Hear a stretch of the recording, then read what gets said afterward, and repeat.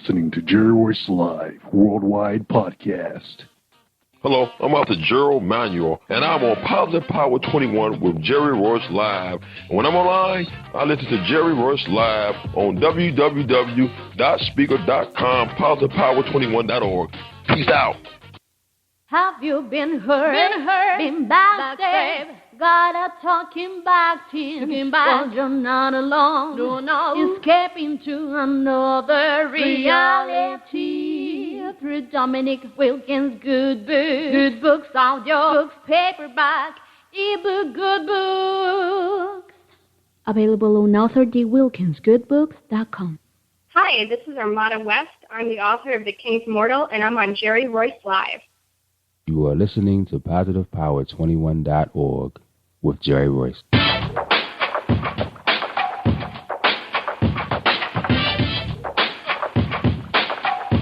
What up? It's your boy Kano Kingston.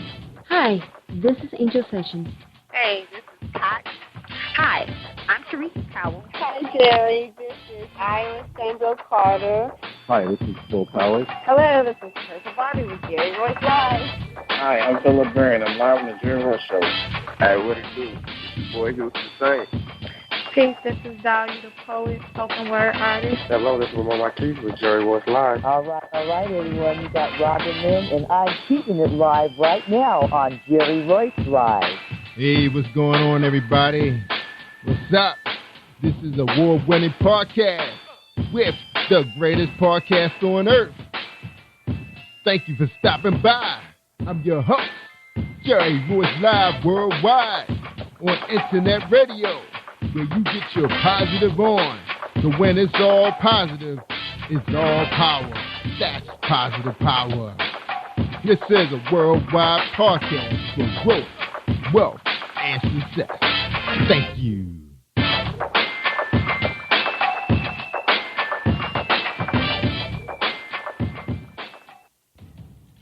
Think you know how drugs get in those little brown bottles? Think again. Set in the green hills of western New Jersey, inside the gilded halls of power of a U.S. pharmaceutical company where decisions are worth billions of dollars and human lives worth less. Nicholas Harding, a young executive at Marshall Pharmaceutical, finds his career, family, and life in jeopardy. The Farmhouse, a suspense thriller novel by Bill Powers, published by Donna Inc. Publications, available at Amazon.com or DonnaInc.org. Go to Bill's webpage at www.authorBillPowers.com. Are you looking for the next great read? A book filled with love, passion, betrayal, and intrigue. The award-winning novel, Season of Change, by Tamika Patrice Kane, is sure to satisfy your literary sweet tooth. Check out this must-read book reviewers are calling uplifting and emotional, and exceptionally great read, deeply intense and thought-provoking. Order your copy today, available in paperback and ebook on Amazon.com or at www.tamikapatrice.com. Are you an author looking for promotional services or a reader looking for a great read at low prices? In this competitive world of books, Writing Royalty Promotions is dedicated to bringing authors and readers together to build a greater respect for literature through our various promotional services and online bookstore. So head over to WritingRoyaltyPromotions.com and check us out.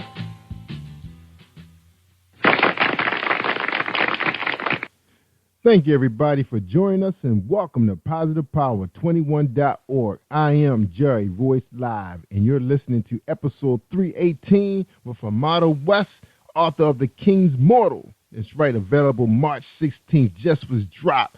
So before we bring her on, let's have a word from our sponsor, Mr. James Deshay, the Romance Man.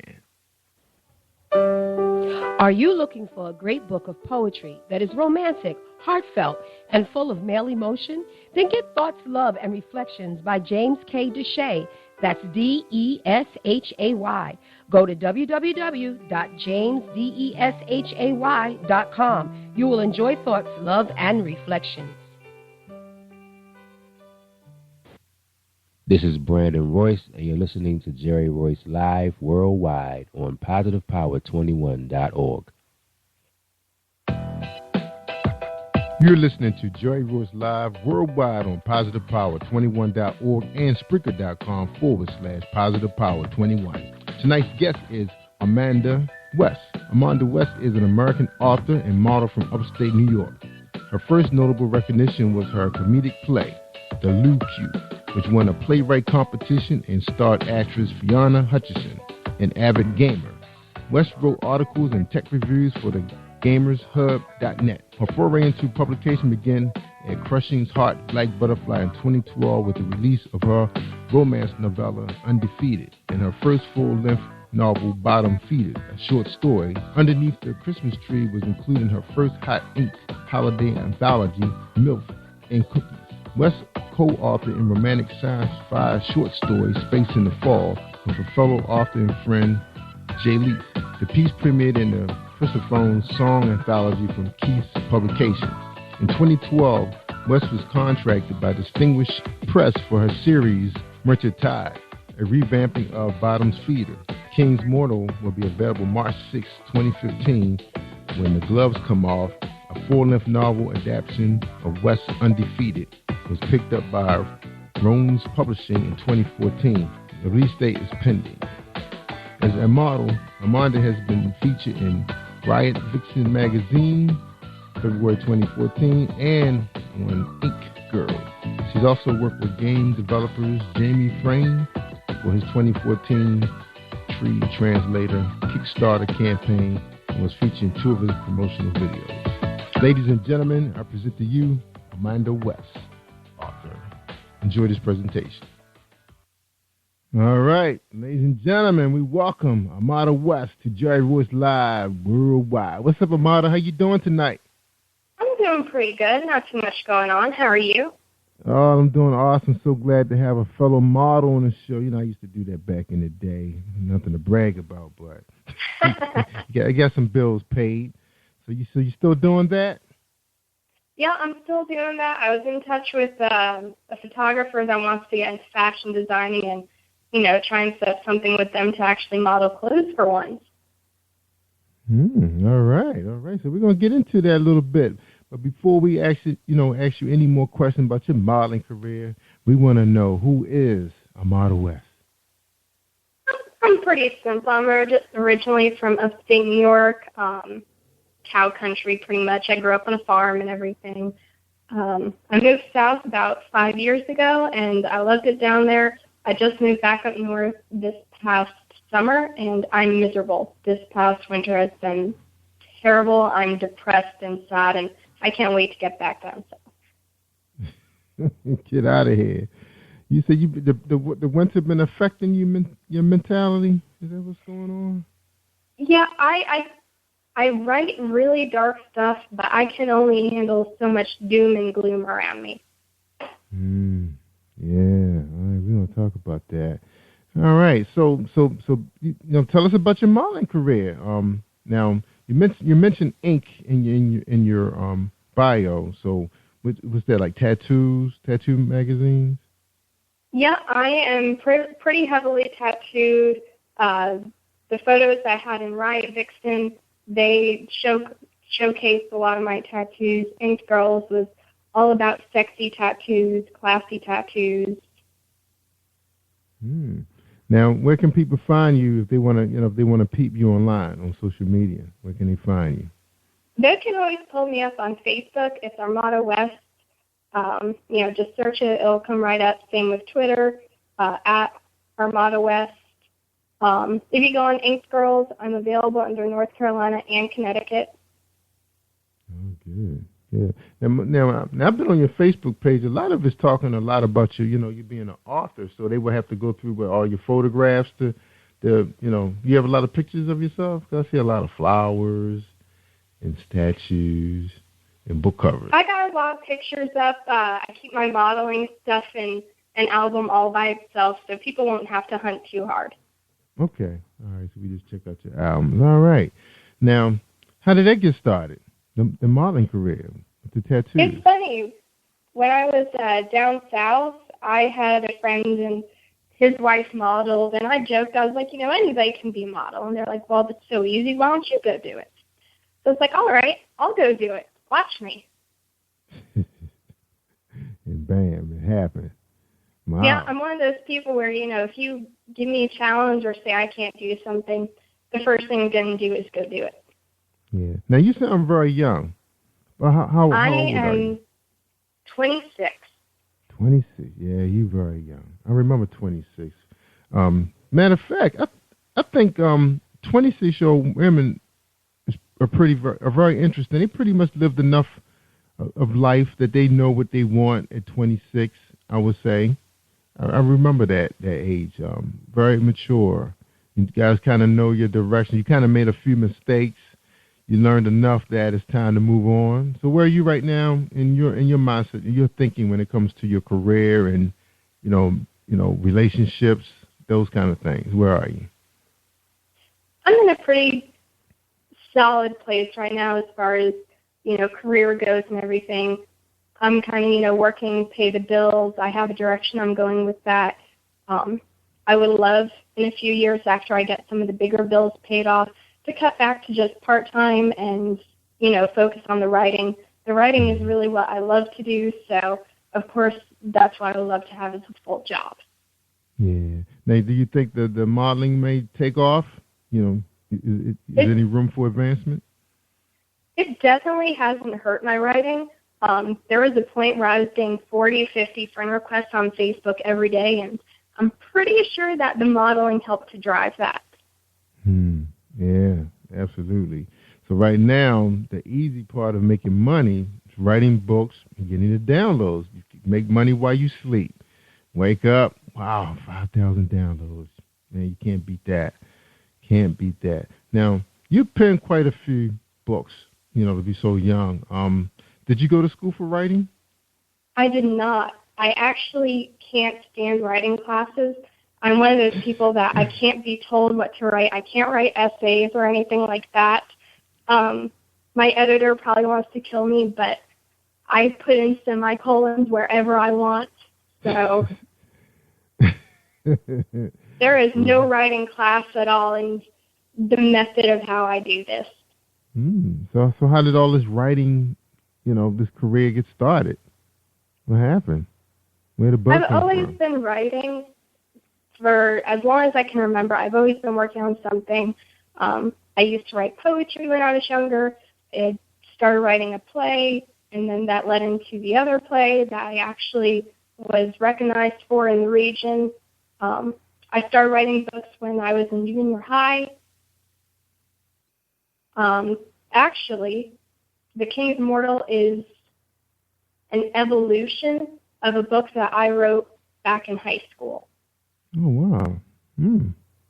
Good. And we're going to get into The King's Mortal in the second half of the show. We're talking to Amada West. We're getting to know her.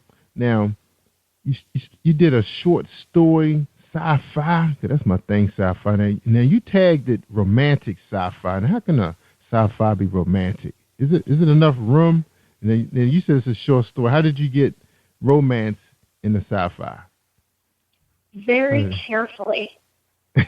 The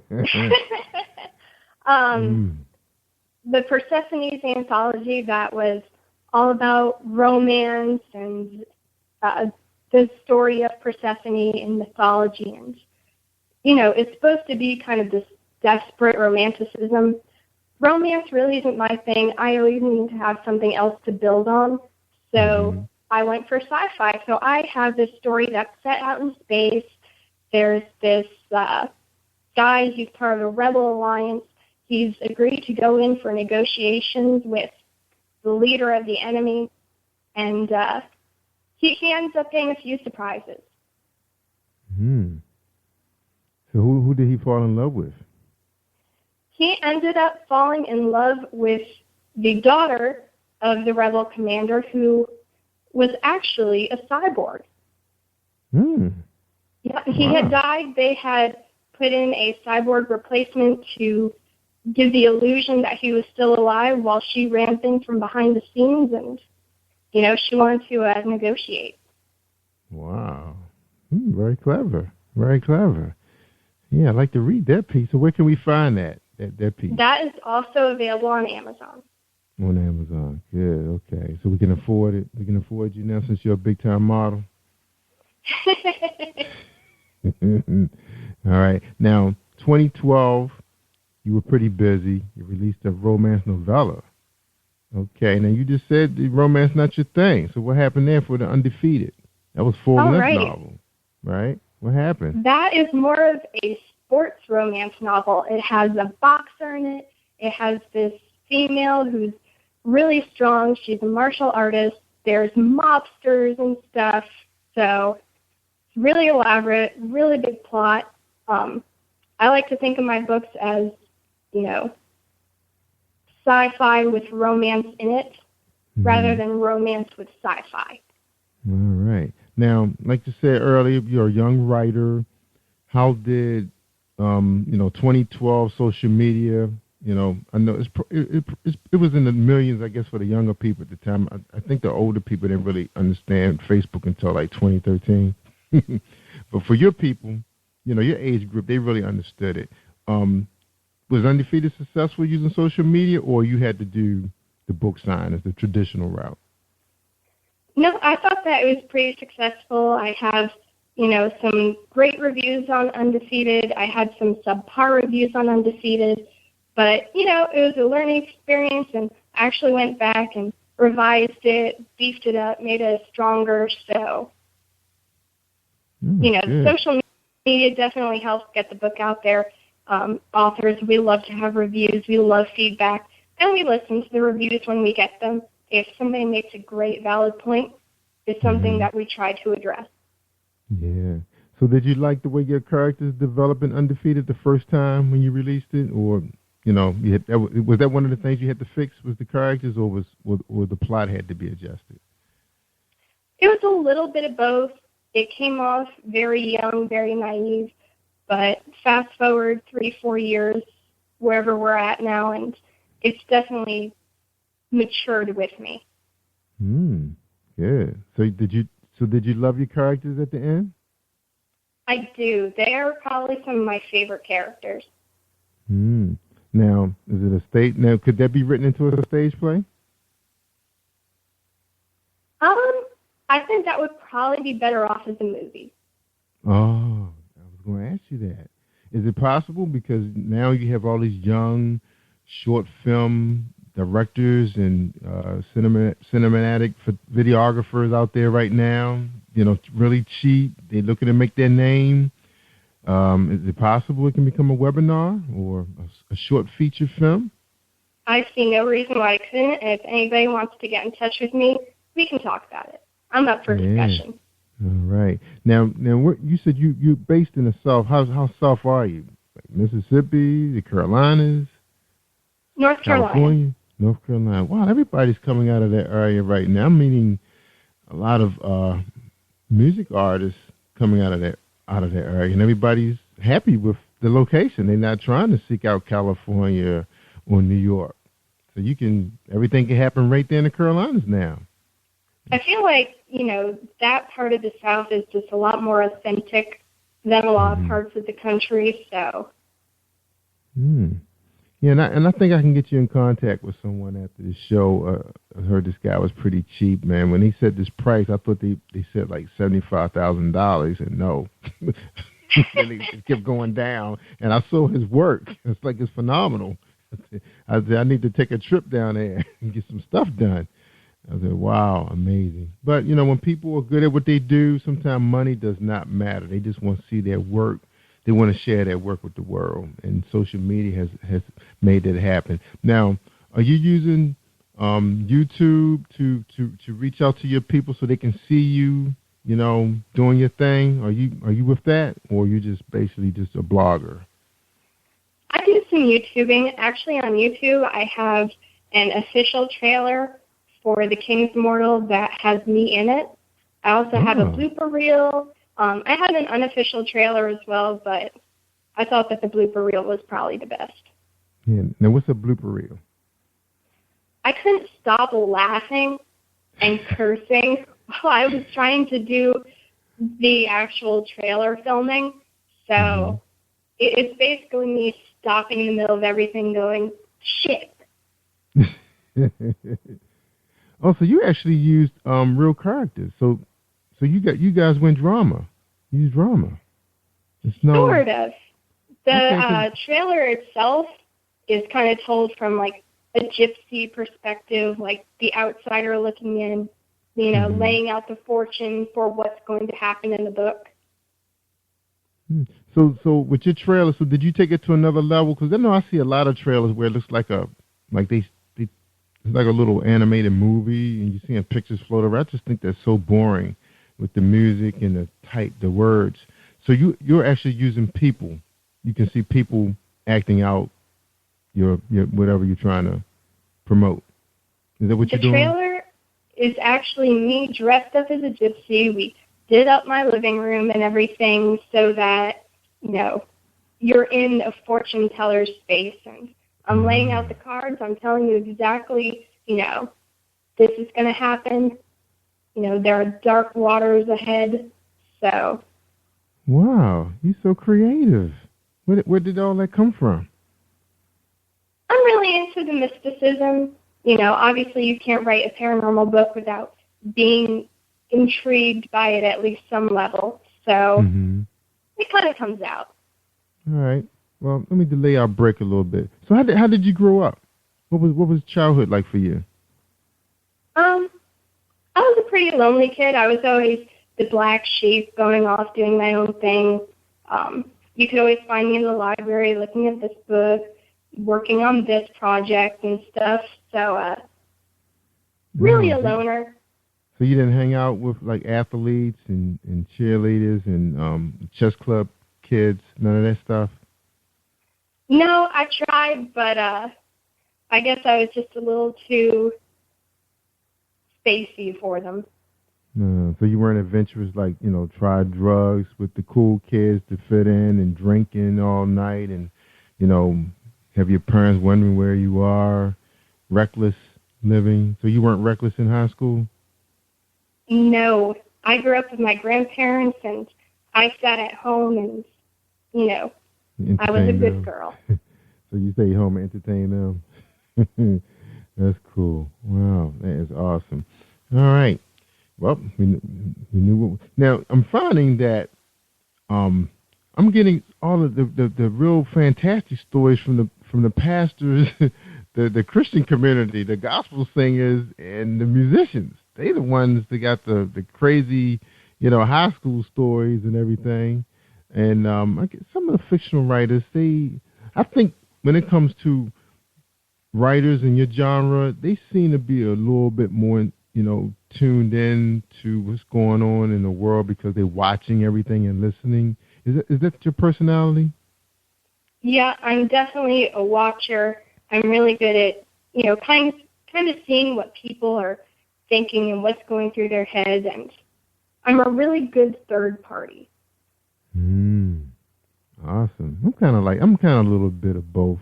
I can entertain you at the same time, but at the same time, I might be in the mood. I just want to watch people. It may be I guess you feel that there's a moment when you need to be quiet and just observe, but you turn that on all the time. Is that what you're saying? Is on all the time?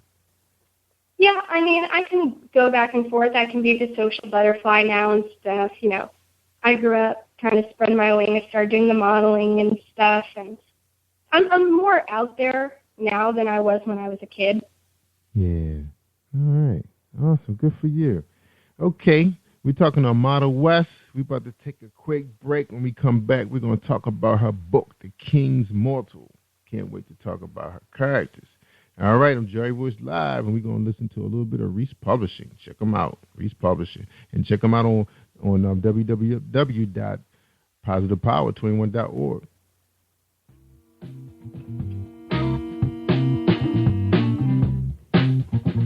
Are you an avid reader of urban fiction, looking for drama, suspense, and more? Reads World Publishing is dedicated to bringing the world's best literature to our readers.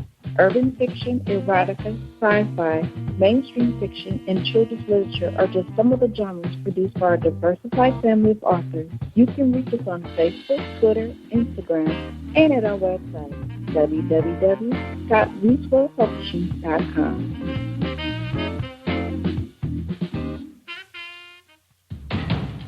Think you know how drugs get in those little brown bottles? Think again.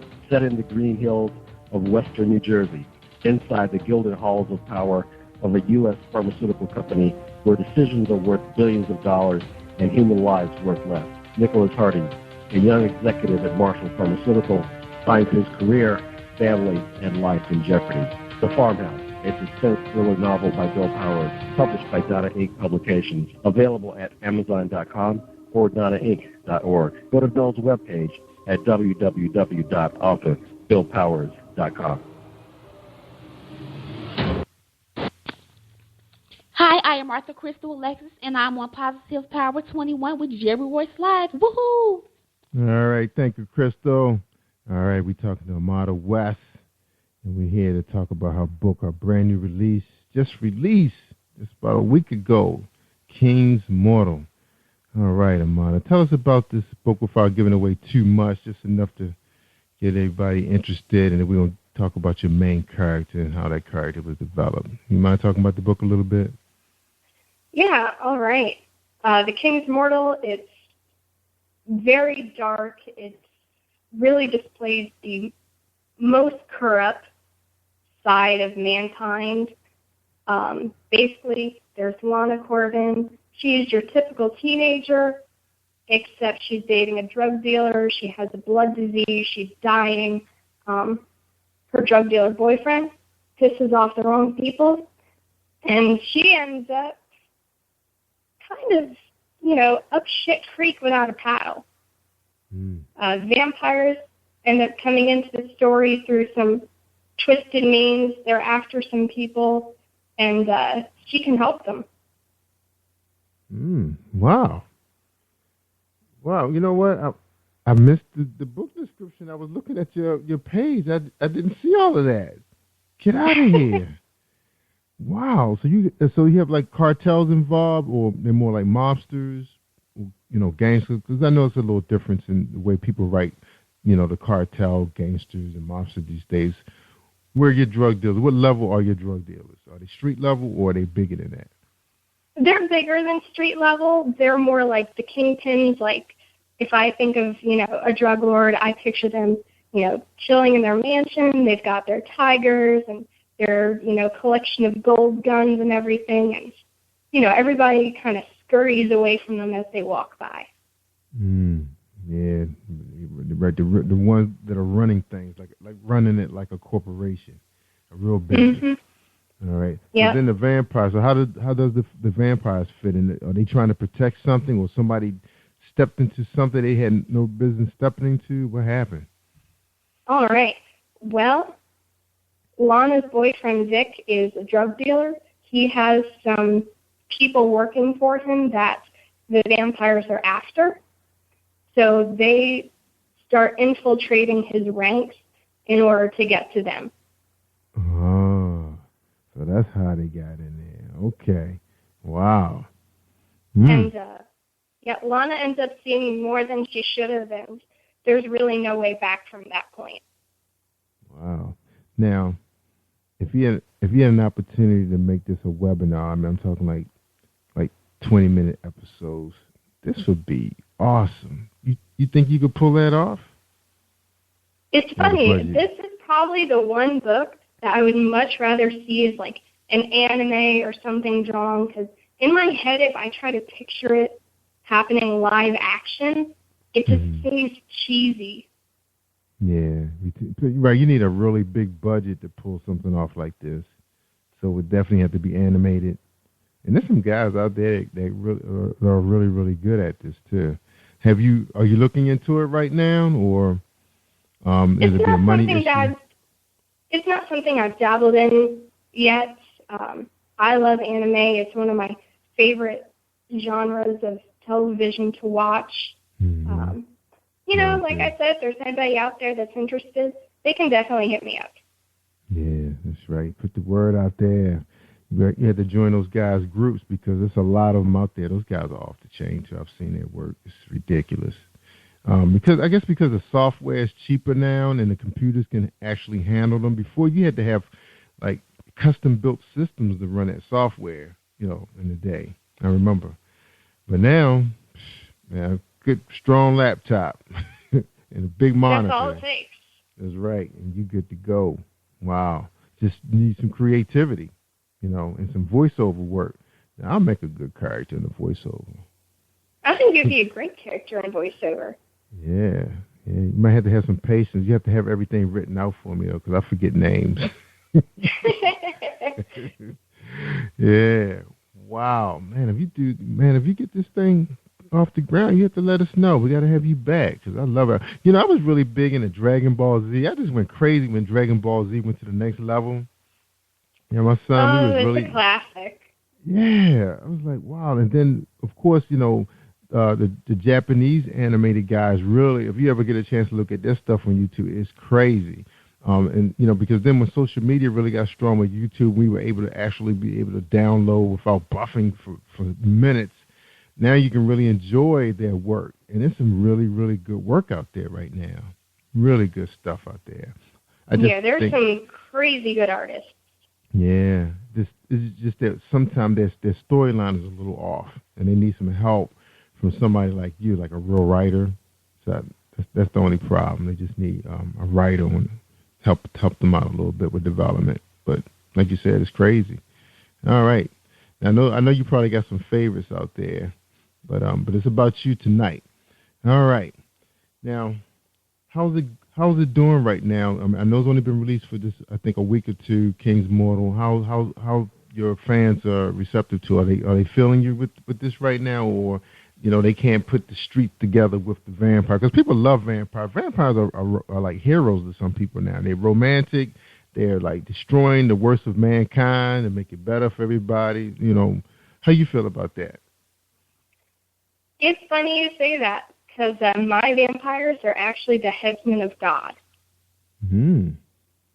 Yeah, the people that they're after are, really wicked people, morally corrupt, and vampires were created by God as the ultimate weapon against them. And they're probably the only creatures that can destroy these real gangsters because the normal humans they don't have the weaponry to handle them. You got it. Now, can your vampires, can they like totally withstand, like the drug dealers probably don't believe they exist. So not giving it away too much. Do the drug dealers, do they become, can they challenge these guys after a while? Do they kind of figure out, okay, these guys are real? At first they didn't believe it, but now they see that it's real, and they trying to figure out how to stop them before they stop them. Is that happening in this book? A real war? No. It's really twisted. It's one of those stories where, just like with real people, there are varying degrees of good and bad. And it's the same, unfortunately, within the vampires. There are some people that are, out for their own gains instead of fighting the good fight. And they kind of team up with some people that they shouldn't. But not the cops? They're not teaming up with the cops? No, there are no cops. Oh, there's no cops. Okay, so in other words, so the city is allowing the drug dealers to do what they're doing? Pretty much. I mean, they have run of the show. What city? What city is this taking place? This is called Davenport in Massachusetts, and it is just outside of Boston. Boston. It's a fictional city, but that's where I imagine it is. So is it dark, like kind of remind you of Gotham a little bit? Gotham Definitely. City? Gotham is actually a really good comparison. Wow. So your drug dealers are like bigger than life then. They real gangsters. Unstoppable. Yeah, they're out there, they're doing their thing. Everybody knows their face, but nobody does anything about it. Killing at will, peddling. So what's their drug of choice? They sell a lot of cocaine, under the table, pain medications, kind of whatever anybody's looking for. And that's kind of a big thing right now, this pain medication. That's like I call those pharmaceutical drugs. It's like, that seems like that's the biggest thing that's happening right now. I think that's what's causing people to lose their jobs and their families because of the amount of pain they're living with, you know. And I think, I think narcotics is big right now. Yeah. And sadly, it's one of the easiest things to kind of get a hold of. Mm-hmm. Definitely. Yes. And I think they're starting to make up a lot of the storylines that's coming out now. It's people not just like, oh, I'm a coke dealer. It's like it's bigger than that now, because what people are going through. Now you said you're kind of in a dark place right now. That writing this kind of material, does it help? Does it help you? With your own mentality. Because you have to feel those characters. When the next time you gotta go low like that? Because I know you're probably planning to release something else, right? Yeah, this is definitely a nice way to funnel all of that out instead of trying to keep it all inside. So it puts it out there and takes it away from myself. So you would say it's therapeutic? I would definitely say it's therapeutic. Wow. So Amana, how did you get there? Is it because you surround that in your world? I mean, is it doing your research? I mean, are you real thorough with your research when you're writing a book like this? Like, where did you go? Where did you take your place where did you take yourself when you was developing King's Mortal, the characters and the place? I'm one of those authors where I shut my eyes and I let the movie play in my head, and I'm just writing down exactly what I see happening. And like I said, this is a story that I actually started writing back in high school, and it used to be really young and innocent and naive, and as I got older, it just kind of spiraled into this dark, overwhelming beast. Yeah, it's going to have to be animated. You might make a killing on download. Now let's talk to you. Let's just pretend you're the producer. Okay, you already, the animation has already been developed. It's completed. I'm not sure how many hours it pans out to complete your story, but would you release it? Say, how smart would you be with your release? Talk to us about how would you market it? With social, because this is the problem right now. And I think because of where you are, you're young, you understand social media, you understand animation because it's just like big film. People listening right now, they're between the ages of 45, 54. That's like my 80%. That's my core. They're creative with what they do, but they don't understand the back end like you do. How would you market King's Mortal as an animation? Piece by piece. How would you do it? Where would you start? I think one of the biggest places that something like that would be able to take off would probably be on something like Instagram. That seems to kind of be the new Facebook, and everybody's tagging everything and hashtagging and resharing with their friends. So I think that would be a really solid place to start, and also releasing just small clips on YouTube, doing it as like a Snapchat kind of thing, just quick teases to kind of get people interested before sending them off to, a proper site where it would be available in full. So you want to see, so your advice would test it first before you launch it to iTunes or Amazon? I would probably start with like a lot of teasers and stuff, kind of get the intrigue. Whenever you see a preview for a TV show, the first preview you see for it is generally only a few seconds long. That's true. Now, you just said something really, really intelligent. Now, looking at what's coming out right now and in the theaters, there's a lot of junk coming out. I think 50 Shades of Grey. There's a ton of junk coming out. Yeah, Gone Girl is probably going to be some of the, and maybe Selma, they probably going to be probably the best 3 movies we've probably seen in a while. Because a lot of times once we start seeing the Academy, material. You know, some of the stuff that's winning the big awards. You know, we don't even know about those flicks. You know, like, well, where were they playing? You know, a lot of them are coming out of the big festivals.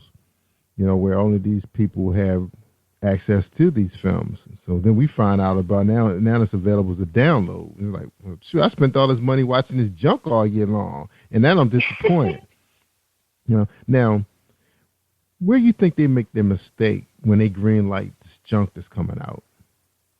I think that they're kind of just sticking to the ideas that have worked in the past, but those ideas have been out for a while. People are used to them. There's nothing innovative or interesting about it. You know, and everything, half of what I see commercials for is a reboot. There's, you know, new Jurassic Park, and they're doing Star Wars over again. There's, you know, like they're redoing Ghostbusters, Teenage Mutant Ninja Turtles. Yeah. Like, they think that because it's a new generation now that they're going to be interested in that crap because they entertain us. Because we didn't have nothing else. We didn't have anything else. That was the best stuff that was out. After they got to the 4th and 5th Star Wars, I had enough. You know, it's like, oh my God, another one? I can't even watch the newer Star Wars movies because, you know, it just takes some of the life out of the original. Yes, it does. The only thing I think that's been getting good has been Star Trek. They did a pretty good job with Star Trek. I think it was the characters that they picked. They were interesting. You know, even though the missions are all the same, I think it's the characters, you know, them being, the characters that they use, they were always, like, against the norm. And I think people feel that way on their jobs now. Like, it's like these big decision makers are saying, let's do this, do that. Well, we don't believe in it. We have a voice. We want to say something. We're part of this company. And that's, to me, that was the Captain Kirk that we were looking at. So I think that's why a lot of people in their 40s and 50s could relate to Star Trek. Now, is your generation, are they relating to Star Trek? Can they relate to this series? I mean, I'm kind of nerdier, you know, like we said, when we were going over all the things I've done. I'm a gamer, and so I'm into the anime, the video games, the Star Wars, the Star Trek. So the people I surround myself with are too. We just, you know, that's what we do, is watch those kind of shows. Firefly, you know, just that whole genre. Wow. So, because I noticed that some of the younger writers, you guys don't really like fall in love with a character, and that character has to be around for the next plot. Like you can recreate a new one. Like you'll let the audience fall in love with them, and the next thing you know, they're gone, they're dead. They die with that title. You just move on. Is that your style, or you love the characters that you're developing, and we may see them again? I love the characters that I'm developing, but I have no problem sending them to an untimely death. No commitment. Wow. No commitment. Because you have another one. It's probably better if I don't love them. It's like they're so good, so you're so excited the way you develop the character, but it's like, you know, I can move on. That's what you're thinking, and that's kind of surprising to your audience. Now, did they get angry? When you start getting reviews, they can't believe. What's up? Yeah, there's been a lot of anger. You know, I've had some friends that have read the book, and they haven't gotten around to posting reviews yet, but the first thing that they do when they reach a point in the book is message me and say, why did you do this? You know, I liked this person. I liked that person. You know, how could you do this? And you know, it was only one movie that I can remember, you know, me growing up in my 30s, that they killed the character that was in a whole movie, and I couldn't believe the writers did that. And that was, doggone, the title escaped me, but the guy was actually a U.S. Treasury undercover agent, and they was tracking down these guys. I think they were doing like counterfeit. I don't know why I can't remember the name. It was one of the best movies, so even today it will compete. And they actually killed him. And that was the first time ever. Because it was like when people was in... It was a Michael Mann's movie, matter of fact. A Michael Mann. I'm going to have to get you that title. You definitely do. Because it was just like, Miami Vice was so popular, everybody was in love with Don Johnson, and, he couldn't get shot or be missing, and like, where's Crockett? Couldn't go wrong. He's going to show up and he's going to be in the next series for the next episode, whatever. But this movie really shocked me. I was actually angry when I left the theater. It was like, is that the rule? You can do that?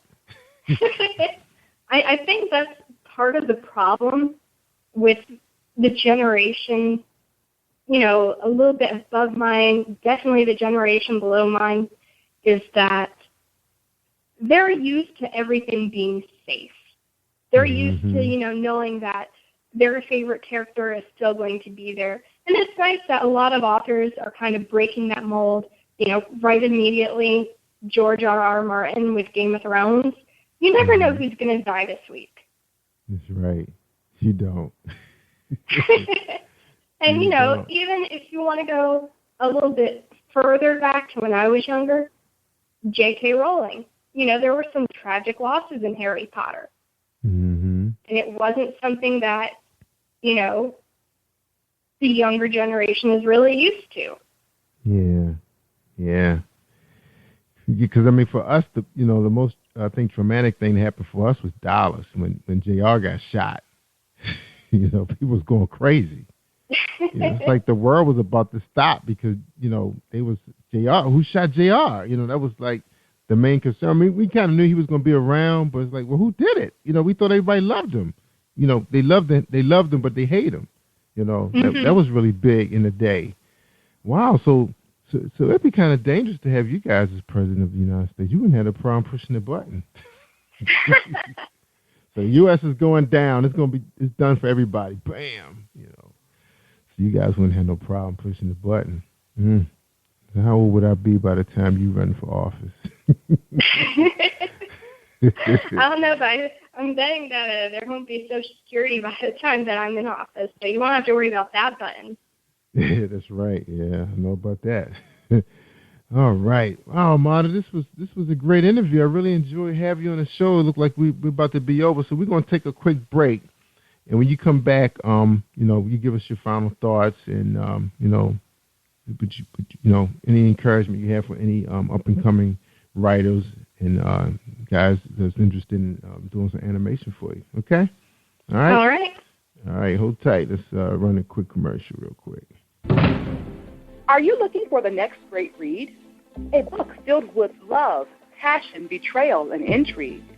The award-winning novel, Season of Change, by Tamika Patrice Kane, is sure to satisfy your literary sweet tooth. Check out this must-read book reviewers are calling uplifting and emotional. And exceptionally great read, deeply intense and thought-provoking. Order your copy today.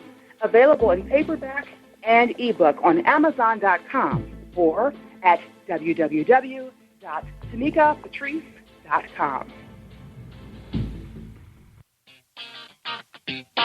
Hey, this is director-producer Alan Wills, and I am on Positive Power 21 with Jerry Royce Live. And when I'm online, I listen to Jerry Royce Live at www.spreaker.com/positivepower21.org. Y'all heard? All right, we're talking to Marta West. She has no problem pushing the button on your favorite character. So don't fall in love with them.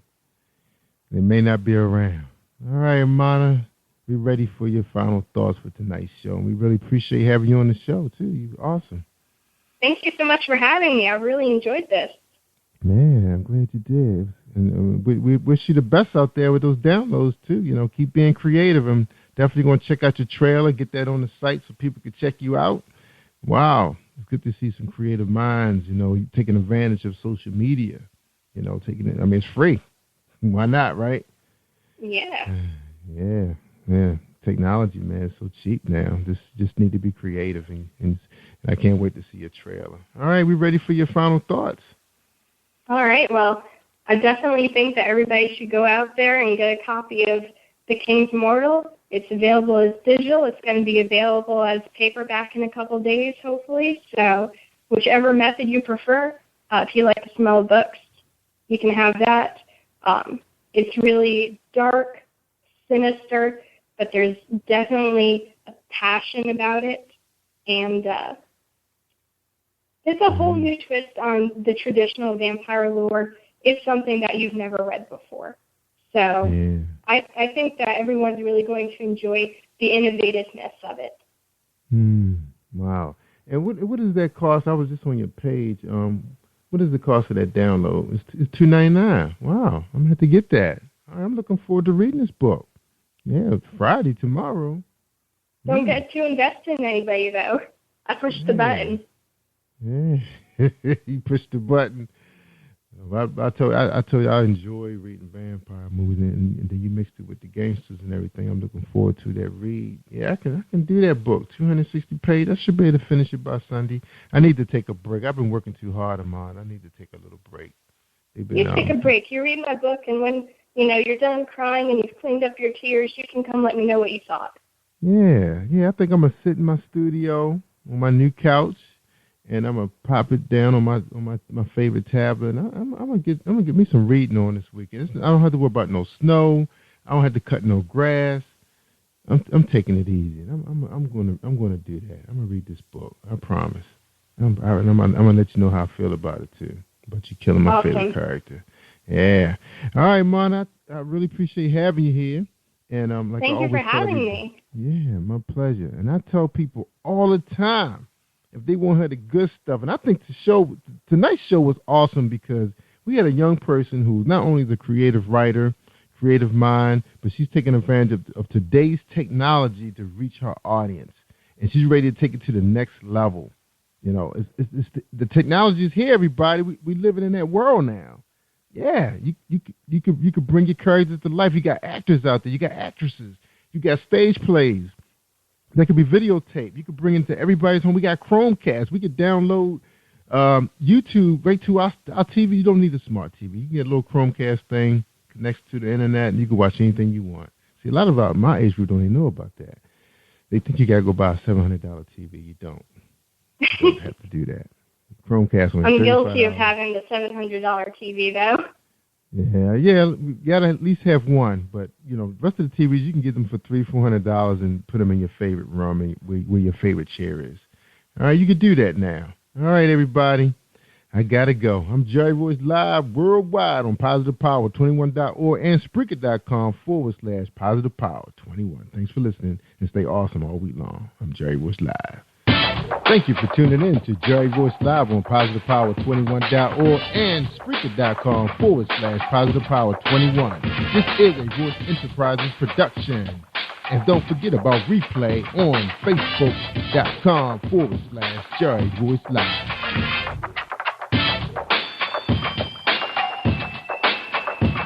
All right, that's a wrap. You are listening to Jerry Royce Live Worldwide Podcast. Hello, I'm Author Gerald Manuel, and I'm on Positive Power 21 with Jerry Royce Live. And when I'm online, I listen to Jerry Royce Live on www.speaker.com, positivepower21.org. Peace out. Have you been hurt? Been backstabbed? God are talking back to him. Well, you're not alone. No. Escaping to another reality. Through Dominic Wilkins' good books, audio books, paperback, ebook, good books. Available on authordwilkinsgoodbooks.com. Hi, this is author Karen Pearson. I wrote the Hellfire Trilogy, and I'm on Jerry Royce Live Worldwide. You are listening to PositivePower21.org with Jerry Royce.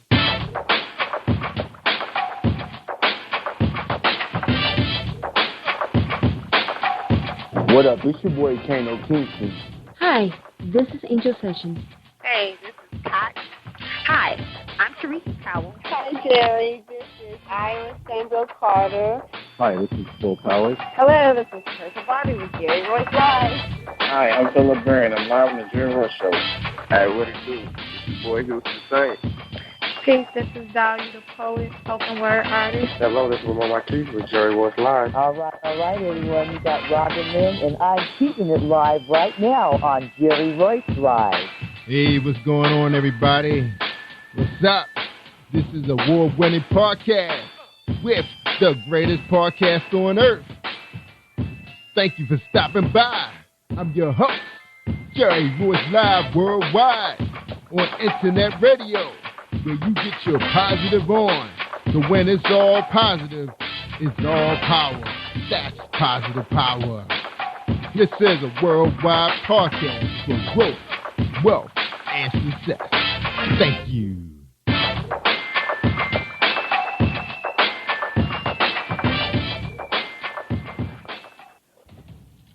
Think you know how drugs get in those little brown bottles? Think again. Set in the green hills of western New Jersey, inside the gilded halls of power of a U.S. pharmaceutical company where decisions are worth billions of dollars and human lives worth less.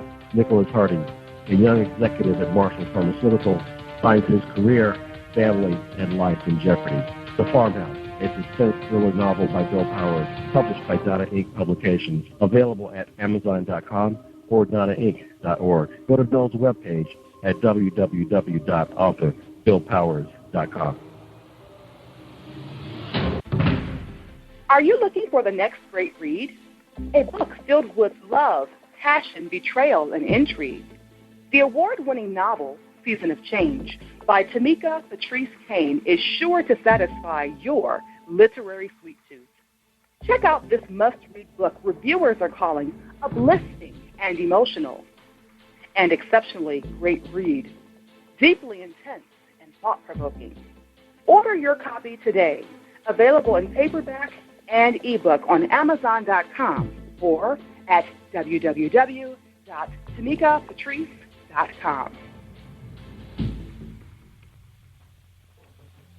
Are you an author looking for promotional services or a reader looking for a great read at low prices? In this competitive world of books, Fighting Royalty Promotions is dedicated to bringing authors and readers together to build a greater respect for literature through our various promotional services and online bookstore.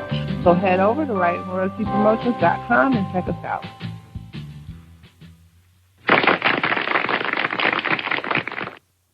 Thank you, everybody, for joining us, and welcome to Positive Power 21.org. I am Jerry Royce Live, and tonight you're listening to episode 317 with Karen Pearson. That's right, she's the author of the Hellfire Trilogy, and the book we'll be talking about tonight is called Ambers, and that's the part of the Hellfire Trilogy, Book 3, just released in February. But before we bring Karen out, we'd like to hear a message from our sponsors. Everybody, please hold tight for a 30-second break with James Deshay.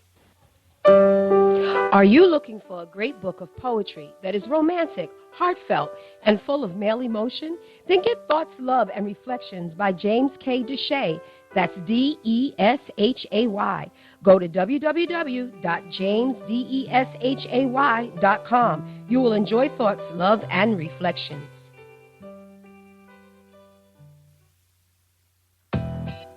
You're listening to Jerry Royce Live worldwide on Positive Power 21.org and Spreaker.com/Positive Power 21. Tonight's guest is Karen Pearson. Karen is the author of Hellfire Trilogy and Arthurian Bloodline. She's a full-time pet parent of 2 dogs, Nikki and Jamie.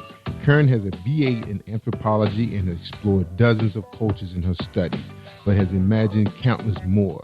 She enjoys reading, playing action RPGs, and plotting her next adventure for her characters whenever she has a spare moment, free of the dreaded undefeated puppy dog eyes attack. Her upcoming project will be the first novel of her new vampire series, Arthurian Bloodline. When she's not writing, Karen can be found playing with her puppies or Googling various dangerous topics for novel research to make her constantly questioning while federal agents haven't yet knocked down her door. Ladies and gentlemen, I present to you on Positive Power 21.org, Karen Pearson. Enjoy this presentation. You are listening to Jerry Royce Live Worldwide Podcast. All right, everybody. Welcome to Jerry Royce Live on Positive Power 21.org. What's going on, Karen Pearson? How you doing tonight? I'm good. All right, glad to have you on the show. And first question for you. We come right out of the gates on the show, Karen. I don't pull no punches. First question is, who is Karen Pearson? Well, I don't honestly know. I mean, I'm still kind of just living the dream with writing books and stuff. It's been a hobby of mine since I was a kid. So I'm just enjoying my hobby here. You know, hey, I found some person that wants to publish me. I'm like, oh, that's cool. So living the dream. That is cool. Yeah. You sound pretty young too, so you must be living your dream pretty early in life. Some of us don't find that till later in life. So what's going on with that? Yeah. Yeah. Right. I'm 24. So. Oh yeah, you're young. So did you just graduate from college just a few years ago? Yeah, I graduated in 2013. 2013. And so you still at home? You're on your own? You left the city? You left the town? What's up? I'm still at home. I live in California, so it's kind of difficult for poor little college student graduate people like me to make it on our own just yet. Yeah, that's true. So, that's true. Yeah, right. That's when you have to you're forced to pack up and relocate. Like if you take a job out of town, that's when you're forced to live on your own and just have to make things happen. You know, we think we can't do it, but we can do it. You know, when you take that gamble. You know, but it's always safe being home if you can do it. If you can get away with that one, because I'm quite sure they ready to turn that room into a sewing room, maybe. All right, good for you. So, what college did you graduate from? UC Irvine. All right, so that's located right there in your hometown. No, it's actually the county south of me, so it was quite a ways away, like 70 miles. Okay, so you got a chance to live on campus, or they force you to commute? I did commute for the most part, but I had 1 year where I was able to dorm with some friends, and that was pretty awesome because the commute really sucked. Like, it took me 2 trains and a bus to get to school. Wow. So you should have just came to New York or Washington, D.C. area in that case. Wow. That was, so you got a chance to do your homework on the train. Right? More or less sleep. Oh, up night studying really, really long because you can catch a couple of. So how long? So you said it took you 2 trains and a bus. So were you able to close your eyes and feel comfortable, with the commuters, the same commuters every day? Yeah, I mean, at first when I was doing it my first year, it was like, oh no, paranoid. I'm not sleeping. But I mean, after you see the same people like every single day, it's like, oh, I know you. You're not gonna like try and do something weird to me in my sleep. So.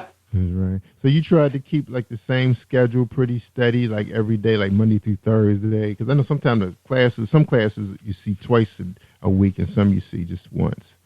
So how did that work for you?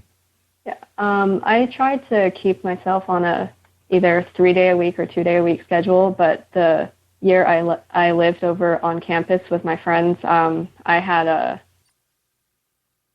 4-day-a-week schedule, which is the only reason why I was living there in the first place, because that would have been way too expensive commuting-wise to afford. So. Yeah, that'd been rough. All right, so how was it, what was it like growing up, before you got to college? Friends, were you popular in high school? Were you a cheerleader, or, theater major, writer?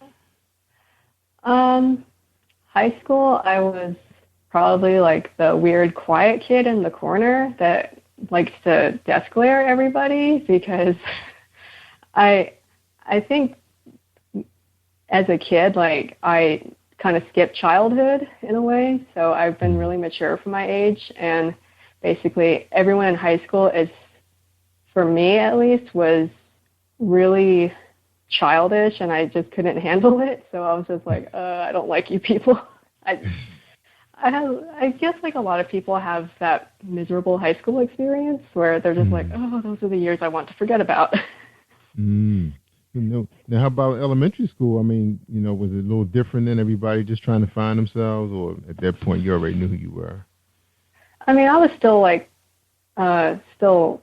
I guess I was still finding myself back then. I mean, it was less stressful because obviously high school you have more priorities to think about than when you would be in an elementary school. So, I mean, in elementary school, I was actually going to school on base because my mom is a veteran. So it was very structured and as you would expect on a military base school. Yeah. So are you the only child? Siblings? You have any siblings? Yeah, I'm an only child. The only child. Oh, so you had nobody to play with but just your mind. So tell us about I have what was my dogs. Like? Had your dog? But, I mean, they're going. Pets do their own things. Because they so used to being home alone for so many hours. So by the time you come home, once he get his licking and his walk and his food, he's happy. Now, so what did you do with the rest of your day, man? Were you venturing into the paranoia? Were you into the monster movies, the horror thrillers? What was your thing back then? What really got you off? Back when I was 8 years old, I think it was 4th grade, I had to read Harry Potter books for school. So that started getting me into writing. And I think 2 years later, I was with my mom, and she was actually playing Diablo, the first one, and I would sit there and watch her play because it was a rated M game, so I wasn't allowed to play. But throughout this whole time, I've got the writing influence from 8 years old, and I was still carrying it over from then. And then I've got this sort of I guess horror demonic thing from Diablo going on as well. A couple years later, and then I was 11, and then or 12 or something, and Diablo 2 came out, and my mom was like, okay, you can play. And so I started playing. And yes, because this is totally great, awesome Parents of the Year. I get to play rated M games with my mom. So that was killing demons and things. Because your mom was probably what? So what's your mom? She's probably just about 20 years older than you, maybe, something like that. She's, as she calls it, she is 25 with 25 years experience. Yeah, so she's at the age where when the video games came out, they were into it, because she should be probably in her 40s then. So they love video games. I know my brother and his friends, man, they couldn't get enough of it, especially when it really got advanced. Because I mean, it's what it is today. You gotta love it. So. Are you really into it right now? Are you doing the online thing, or just basically the books is consuming you, the writing is consuming most of you right now?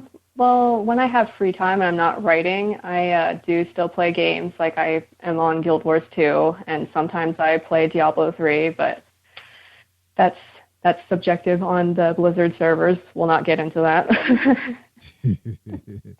All right. So now, since you weren't really that great with, you didn't really, I'm not going to put words in your mouth, but since you was doing your own thing in high school, how was it for you online, engaging your fans and getting to know, people who are going crazy over your writing, your fan base? How was that working for you online, social media?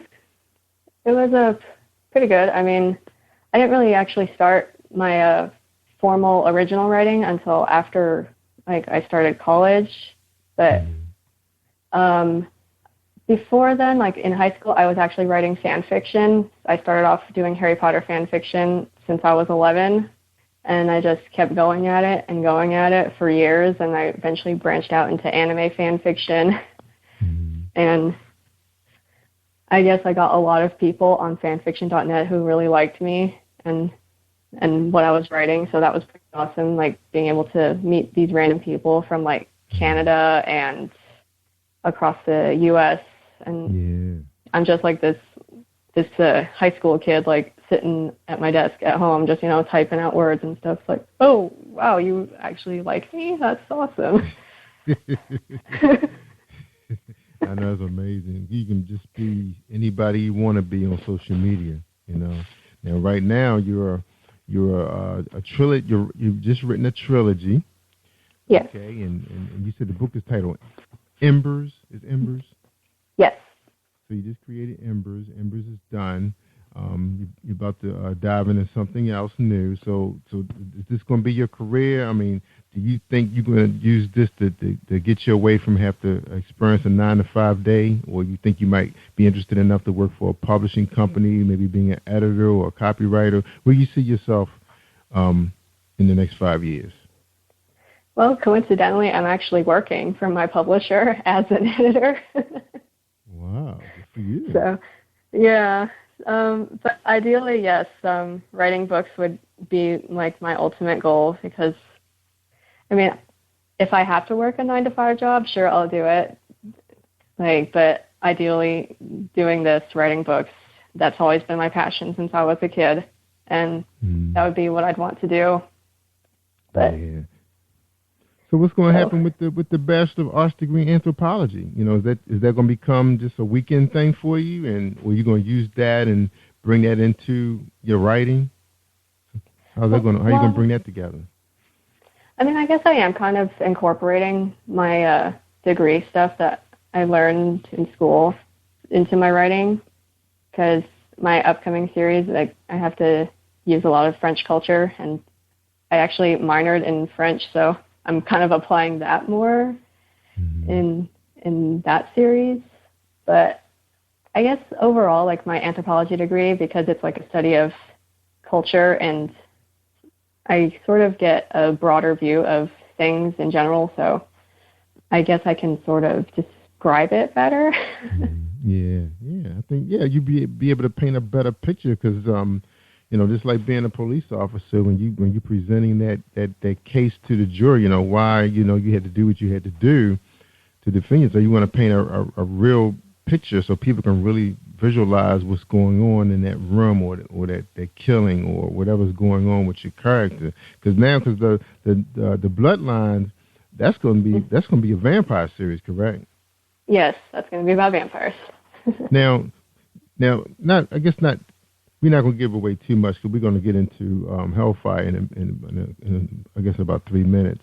The vampire series. Now, a lot of people are going after these romance type vampires. They're not as creepy, you know, like they were back in the day. Now they have, you know, they like GQ'd up. They pretty boys. You know, everybody's like falling in love. They want to be bitten by one. Which approach are you going with? I guess in short form, the non-sparkling variety. So you're gonna bring back like the Lycans and the I always forget the name of that series. I love that series. With Blanchard, I think she was in that movie. I don't know why I forget the name of it. You know what movie, what vampire series I'm talking about? It's Underworld? Yeah, Underworld. Love Underworld. I don't know why I forget the name of it.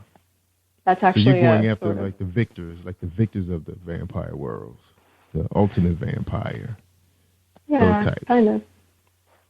Yeah, because it's a new one out in it. I'm sorry. Oh, it's fine. I mean, I can honestly say that Underworld probably did help inspire a little bit my Bloodline series. So. Yeah, because I think it's a new one in the theaters right now, but I think they're going to be made to get along with society and protect it. What I was reading, I think I did see a trailer.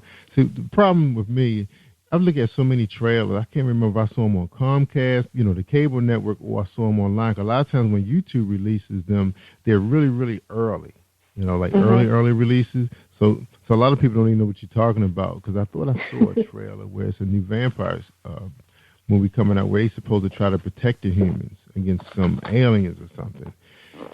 Yeah, it looked pretty interesting. This one, I said they really went after something different. Now, how did True Blood kind of influence you? Because it's like they kind of trying to blend in. It's like they want to be part of the human race and get along. You know, they don't want to be extinct or terminated. So, do you have a little bit of that written into it? Actually, no. I have never watched True Blood or even read the books they're based on. I don't get HBO. Oh, okay. Yeah, True Blood was something else. No Game of Thrones for me either. Yeah, I didn't really like it as much, the final two seasons, as much as I loved the first two. See, the first two seasons, I couldn't get enough of True Blood. I mean, the characters were just so powerful. Then after a while, they just went berserk with the different, villains they were introducing to the story. It's like, what? She's a what? So it was really getting. I mean, it incorporated a lot of what's going on in our world, but then it was like they really went after make believe. I mean, to make believe. It's like it was almost not believable anymore, Or it's like they tried to put a stamp on some of the things that we thought we used to see when we were a small child. Some of the things we used to believe in. Fairy tales, like fairies and all kinds of different type of supernatural creatures. It's like they try to put a stamp on approval. This really existed. It's in this movie. So they kind of like really over-exaggerated some of the villains that they had created. But anyway, good thing you didn't see that one. But I like the Underworld series a lot better, even though the storyline. Did you find the storyline to be a little bit? Sometimes I thought they got a little too complicated. With who was the ultimate vampire? I was like, okay, I thought you said he was the ultimate vampire. Did you get a little confused in that Underworld series sometime? Just a little bit? No, I mean, I didn't really get confused more as I was like, oh, they're going that route. Because it's like, I guess because I write things, I'm used to like following specific plot lines, so I can see where things are going ahead and well in advance. So if you watch movies with me, you're probably going to be really annoyed because I'm like, oh, I know what happens now. One of those. Yeah. I'm watching by myself now. I don't want nobody sitting next to me, making noise. I understand. All right, well, we're going to take a break, Karen. We're talking to Karen Pearson. She's the author of Hellfire Trilogy, and then her brand new Bloodlines coming out, vampire series. We're looking forward to that. Be her first novel, and that'll be titled with Arthurian Bloodlines, correct? The series title is Arthurian Bloodlines, but the novel doesn't have a title yet. Okay, untitled. All right, good for you. You're smart. All right, and I know you're learning a lot working at the publishing company, which is probably going to make you an even richer author, because you know all the trade secrets. All right, y'all. We're going to listen to our sponsor, Reese Publishing. Hold tight, please.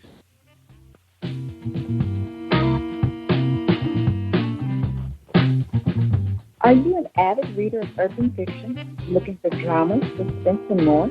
Reese World Publishing is dedicated to bringing the world's best literature to our readers. Urban fiction, erotica, sci-fi, mainstream fiction, and children's literature are just some of the genres produced by our diversified family of authors. You can reach us on Facebook, Twitter, Instagram, and at our website, www.reeseworldpublishing.com.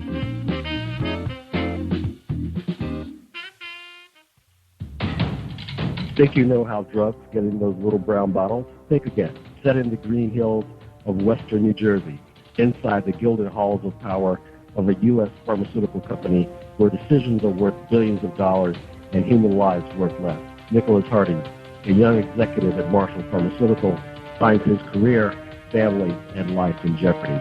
The Farmhouse, a suspense thriller novel by Bill Powers, published by Donna Inc. Publications, available at Amazon.com or DonnaInc.org. Go to Bill's webpage at www.authorBillPowers.com. Hi, I am Martha Crystal Alexis, and I'm on Positive Power 21 with Jerry Royce Live. Woohoo! All right, thank you, Crystal. Bring me back in. We're talking to Karen Pearson, author of Hellfire Trilogy, and soon, coming real soon, untitled, the Arthurian Bloodlines, the vampire series. That's right, that's hot right now. All right, now, Karen, when you're not playing with your puppies and Googling dangerous topics on your research, because you want to make sure you come at everybody real. All right, so what's going on with the marketing promotion? You're on your third book now. Do you get it now? Do you get social media? You understand how it works, this machine? I certainly am still trying to figure it out, but I think I'm getting it. I'm on Twitter. I'm on Facebook. I'm on Google Plus. I'm kind of everywhere. Everywhere. Now, because, what you're writing about is kind of like a niche market. It's like people can't get enough of paranormal type writing. That fiction just drives them crazy. They're just trying to find the next writer that's going to be even more twisted than they are. What do you think of your fans?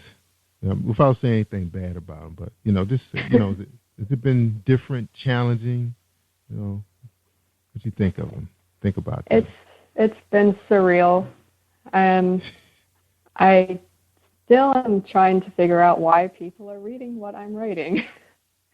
Like I'm watching like people like leave reviews and like the numbers of like downloads and things coming in. I was like, oh my God, what are you people doing? Why are you writing? Why are you reading what I'm writing? I don't understand.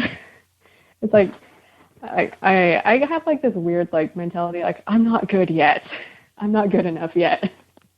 And so it's like these fans come in and it's like, hey, we love your work. I'm like, what? Yeah. So I'm still trying. I'm trying to wrap my head around it still. Well, you're a young writer, and you bring in a new, fresh perspective to them, to their world. They've probably been reading, books from 40-year-olds. They're like, my mom is 40 years. I want to read her book. So now, because you're pretty blessed coming out, as young as you are, as, a published author. This is your third book. Most of the time people don't really get published or read until they maybe in their 30s, 40s, maybe 50s back in the day when it was really tough to get published, when self-publishing was too expensive to even try to find it, and then trying to find an audience because, social media wasn't around that long, and there wasn't a lot of people on it like it is now. It's in the millions now, big-time millions. And now it's across the globe. Other countries are allowing, their residents to share the same social medias, Facebook, Google, and all of those. So it's a shared platform, global. So you came around the right time. All right. Now I'm looking at book description. It says only 60 days remain until the end of the world. Can you tell us just a little bit about your characters without giving away too much of your storyline, but just tell us about your story, your character and why you develop them that way. Well, I guess it's really hard to think of where to start because this is the third book and I'm just like, oh God, what isn't a spoiler right now? Yeah. Because you want them to go back and pick up my audience now who are not familiar with your writing, you want them to go back and start at the beginning, which I moved out of that page. And so your first book, just to let them know, The Spark, and then Inferno.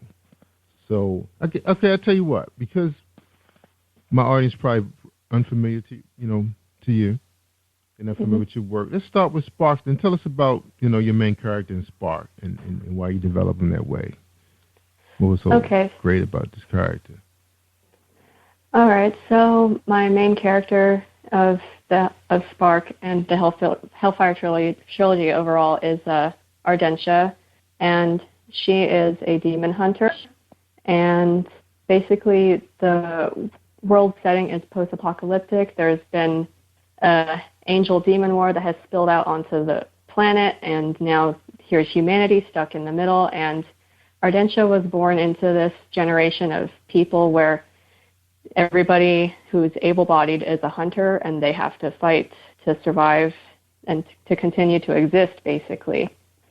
So I guess with her, I've been really tired of like these really weakly portrayed female characters and how they're just so dainty and they are artificial, or they're too concerned with like the trivial matters of the world when there's larger things at stake. So I wanted to make a character that would see the bigger picture and actually have things to fight for. And I just didn't want to have like one of those weak female protagonists that are so commonly everywhere in a lot of things, and I'm just sick of it. I'm like, hey, just because she's female doesn't mean she's weak. That's true. But how about like that movie that's out there. Man, my kids love that movie too. There's two of them that came out already, where this girl is fighting to survive. It's like, I think it's something Hunger Games.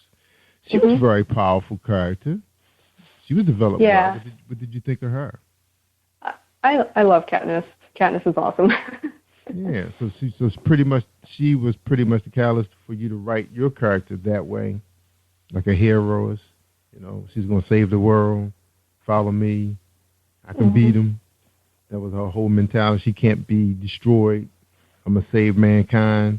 So that was your whole direction with your character. You wanted her to be as strong as Superman, but as smart as Batman in a woman's body. Is that who she is? So if you had to put names on her, who would she be? Because you know, my fans are a little older than you. You know, we kind of range between 45, 55.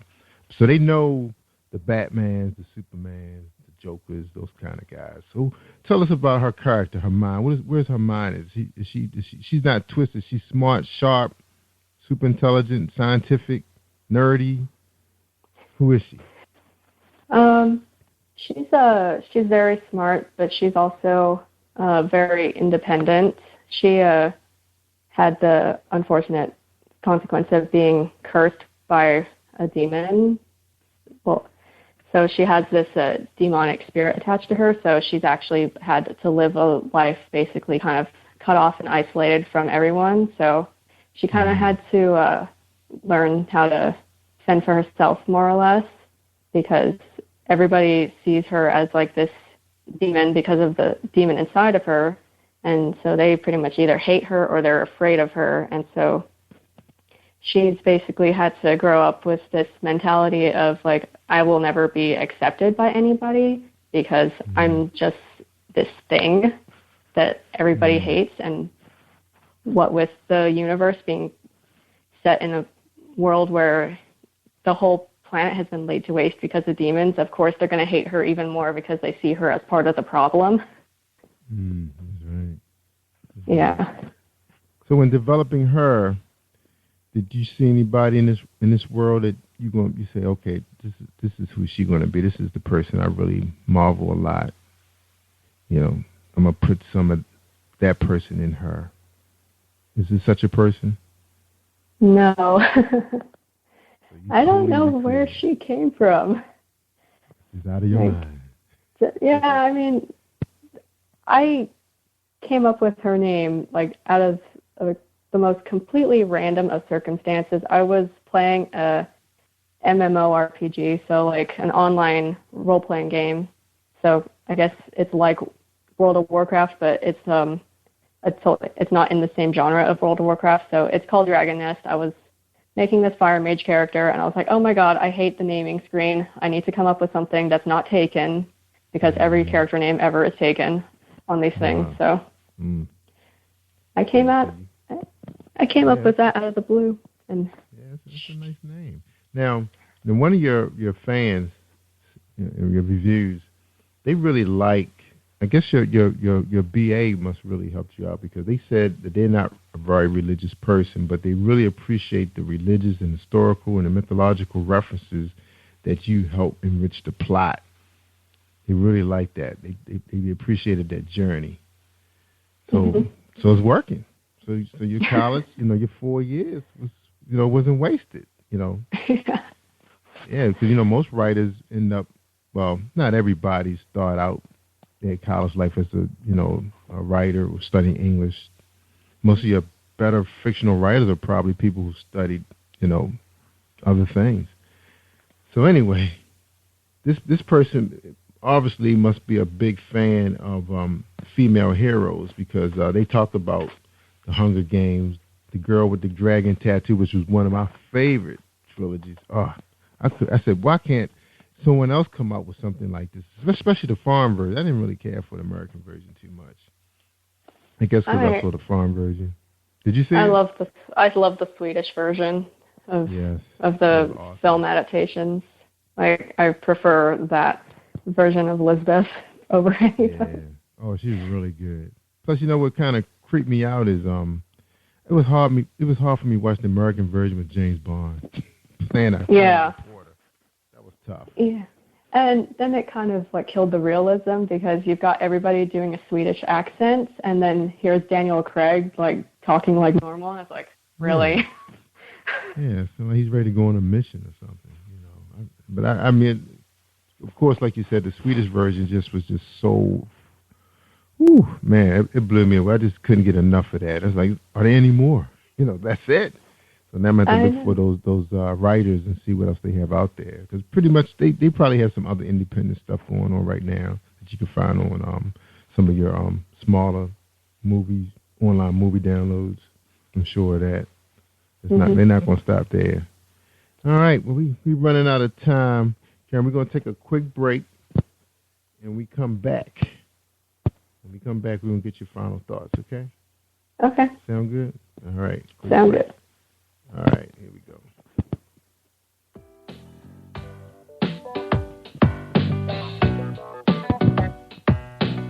Hey everyone, this is Tanika Gonzalez, spoken word poet. Whenever I'm online, I'm always listening to Jerry Royce Live. You can find Jerry on www.speaker.com. Positive Power 21.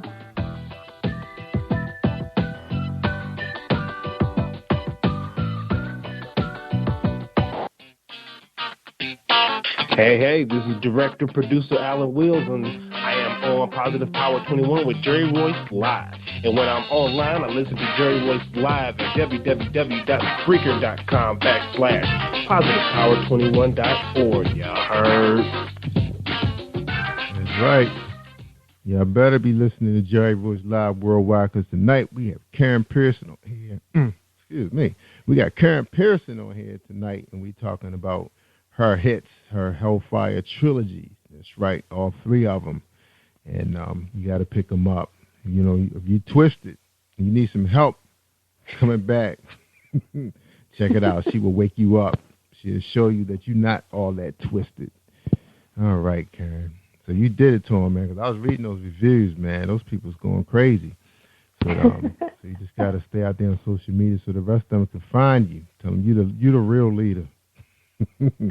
Yeah, these books kind of wake you up to, you know, it's like you forget about the crazy world we're living in right now. It's like when you start reading about some of these twisted missions that these people, they have to win to save the world. It's like, you know, my life really not that bad, you know. You start waking up. Yeah, it's not that serious, y'all. Not that serious. Wake up. All right, Karen, your final thoughts.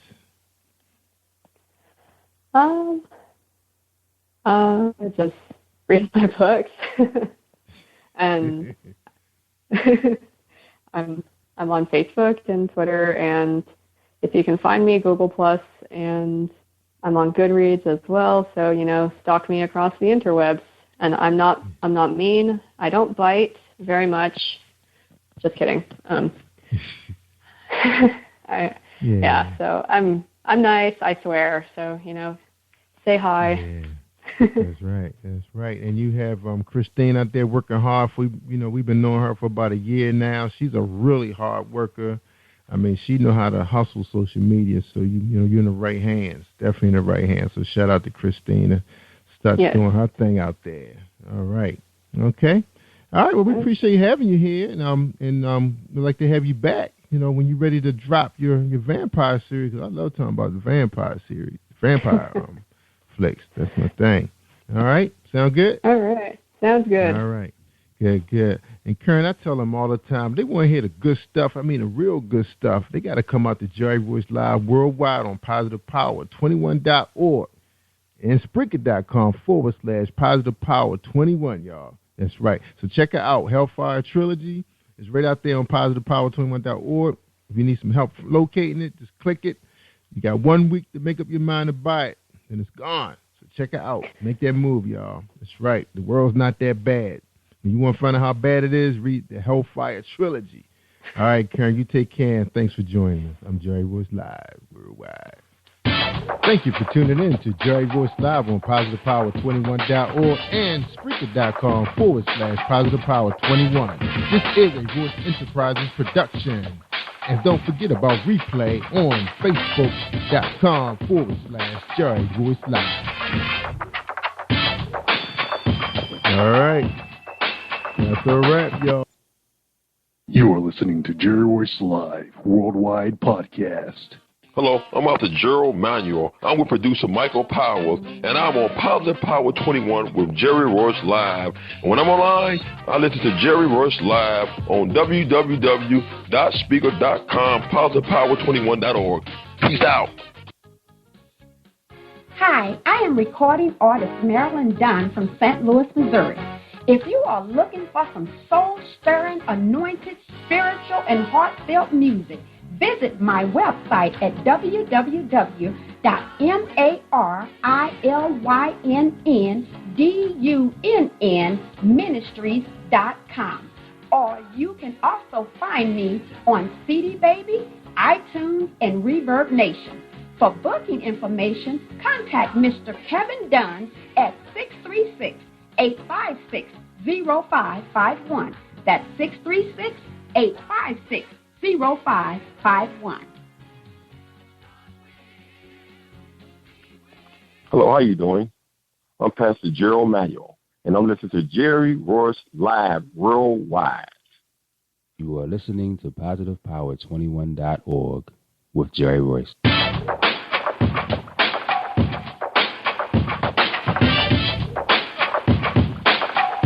What up? It's your boy Kano Kingston. Hi, this is Angel Sessions. Hey, this is Pat. Hi, I'm Teresa Cowell. Hi, Jerry. This is Ira Sandro Carter. Hi, this is Phil Powers. Hello, this is Teresa Bobby with Jerry Royce Live. Hi, I'm Philip Barron. I'm live on the Jerry Royce Show. Hey, what it do? It's your boy Houston Saint. Peace, this is Dahlia the Poet, spoken word artist. Hello, this is Lamar Marquise with Jerry Royce Live. All right, everyone. You got Robin Lynn, and I'm keeping it live right now on Jerry Royce Live. Hey, what's going on, everybody? What's up? This is award-winning podcast with the greatest podcast on earth. Thank you for stopping by. I'm your host, Jerry Royce Live Worldwide on Internet Radio, where you get your positive on. So when it's all positive, it's all power. That's positive power. This is a worldwide podcast for growth, wealth, and success. Thank you.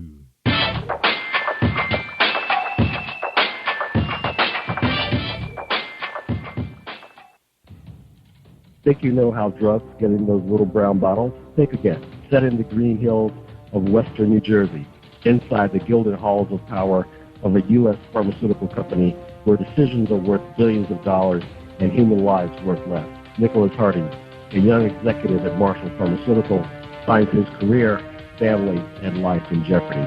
The Farmhouse, a suspense thriller novel by Bill Powers, published by Donna Inc. Publications, available at Amazon.com or DonnaInc.org. Go to Bill's webpage at www.authorBillPowers.com.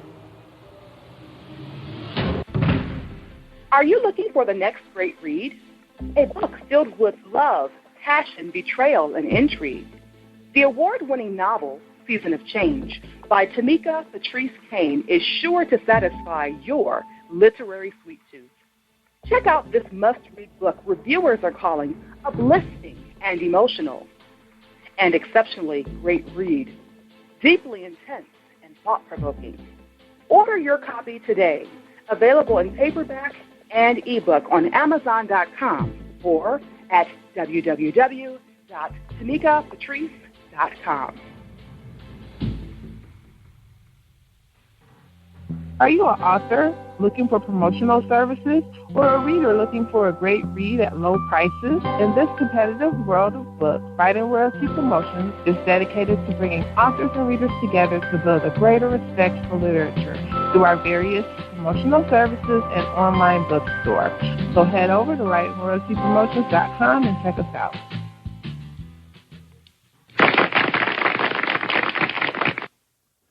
Thank you, everybody, for joining us, and welcome to PositivePower21.org. I am Jerry Royce Live, and you're listening to episode 316 with author Gerald Manuel. He's authoring the book called How to Identify Your Spiritual Soulmate. That's right. He wrote 16 chapters.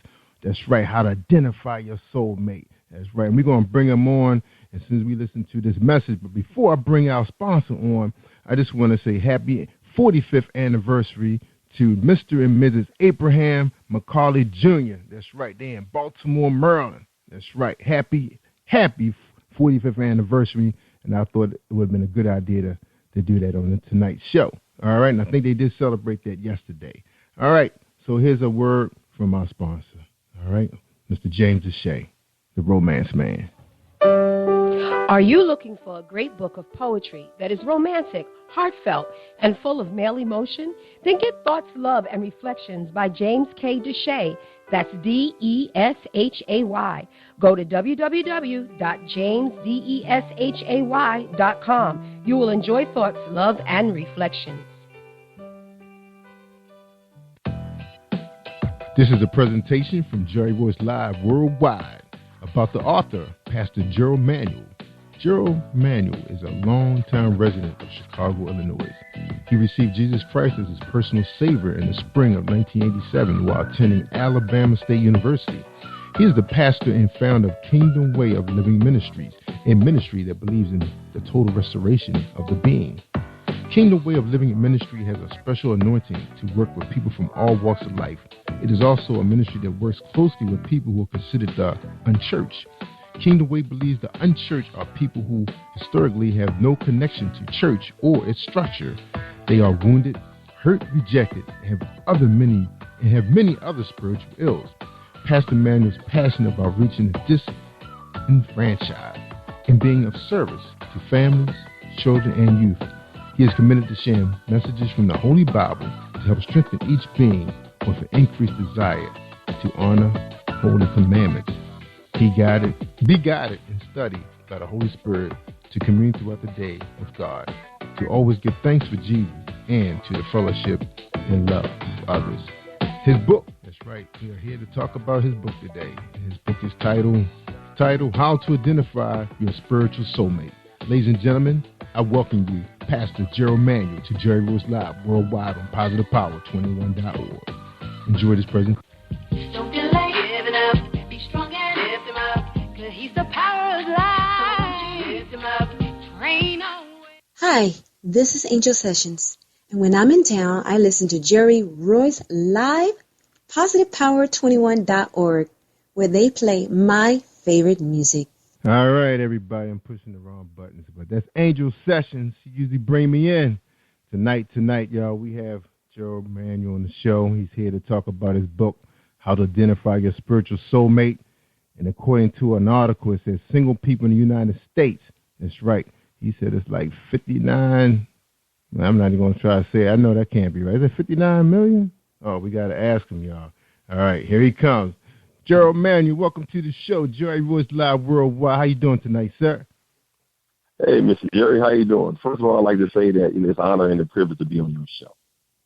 Oh, thank you, sir. I'm so glad to have you, man, because we got to talk to you about these stats, man. Before we get into these stats, man, we want to know, who is Gerald Manuel? Well, Gerald Manuel is a pastor, out of Chicago, Illinois, from Kingdom Way of Living Ministry, a man that truly believes in the Lord, and believe in God's people in general. And my ministry has been reached out to everyone, but God gave me specific ministries of the unchurched people.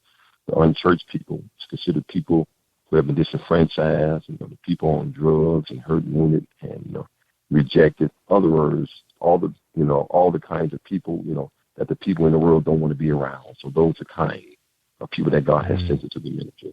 And I just love people in general. I love people in general. Amen. Yeah, you have to, man, to do the kind of work you set out to do, man. Oh, trust me. It's not easy. It consists of patience. Trust me. It consists of man. Lots of patience, Jerry. Trust me. I know, man. You guys are under attack by Satan himself every day in and day out. He's waiting on you. As soon as you wake up, he's ready for you. Man, what a job. Yeah. Yeah, but the good thing about it is anytime you're under attack by Satan, right, that means you're doing something good. Because the devil do not bother people who's not on their assignment. So just for simple fact that the devil is out to get me, that means something that, I am a threat to him. So that's good. That's right. That's right. That is good. So you're a strong man. Now, I was looking at these stats, man. Is that 59 million single females? Is that right? Yeah. You know what? That's all that was recorded.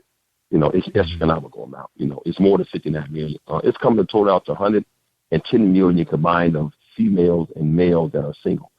Right, but it's 59 million females and 53 million male. But that's only that was recorded. Trust me, it's a whole lot more than that.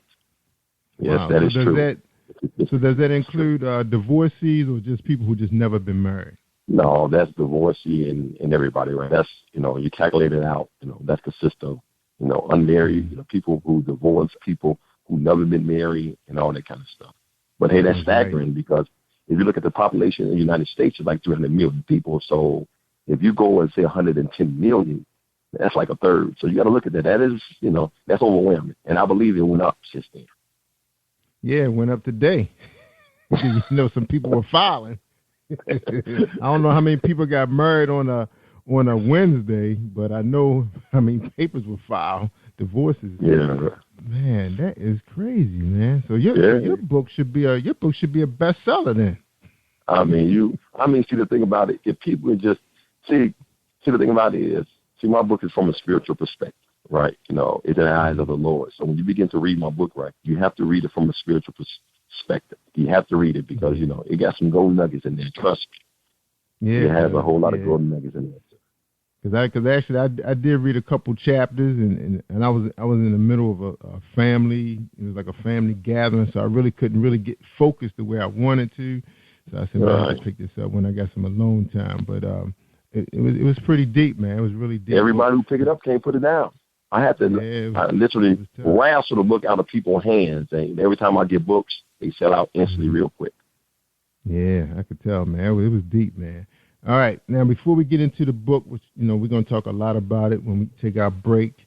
But right now, we want to get to know the author right now. You know, I told you my family, man, they so strong in Maryland and D.C. They like to get to know the person first. They want to, you know, they country folks, man. You know how country folks, they want to sit down and break bread with you and talk to you before you even tell them your name. They want to know about you.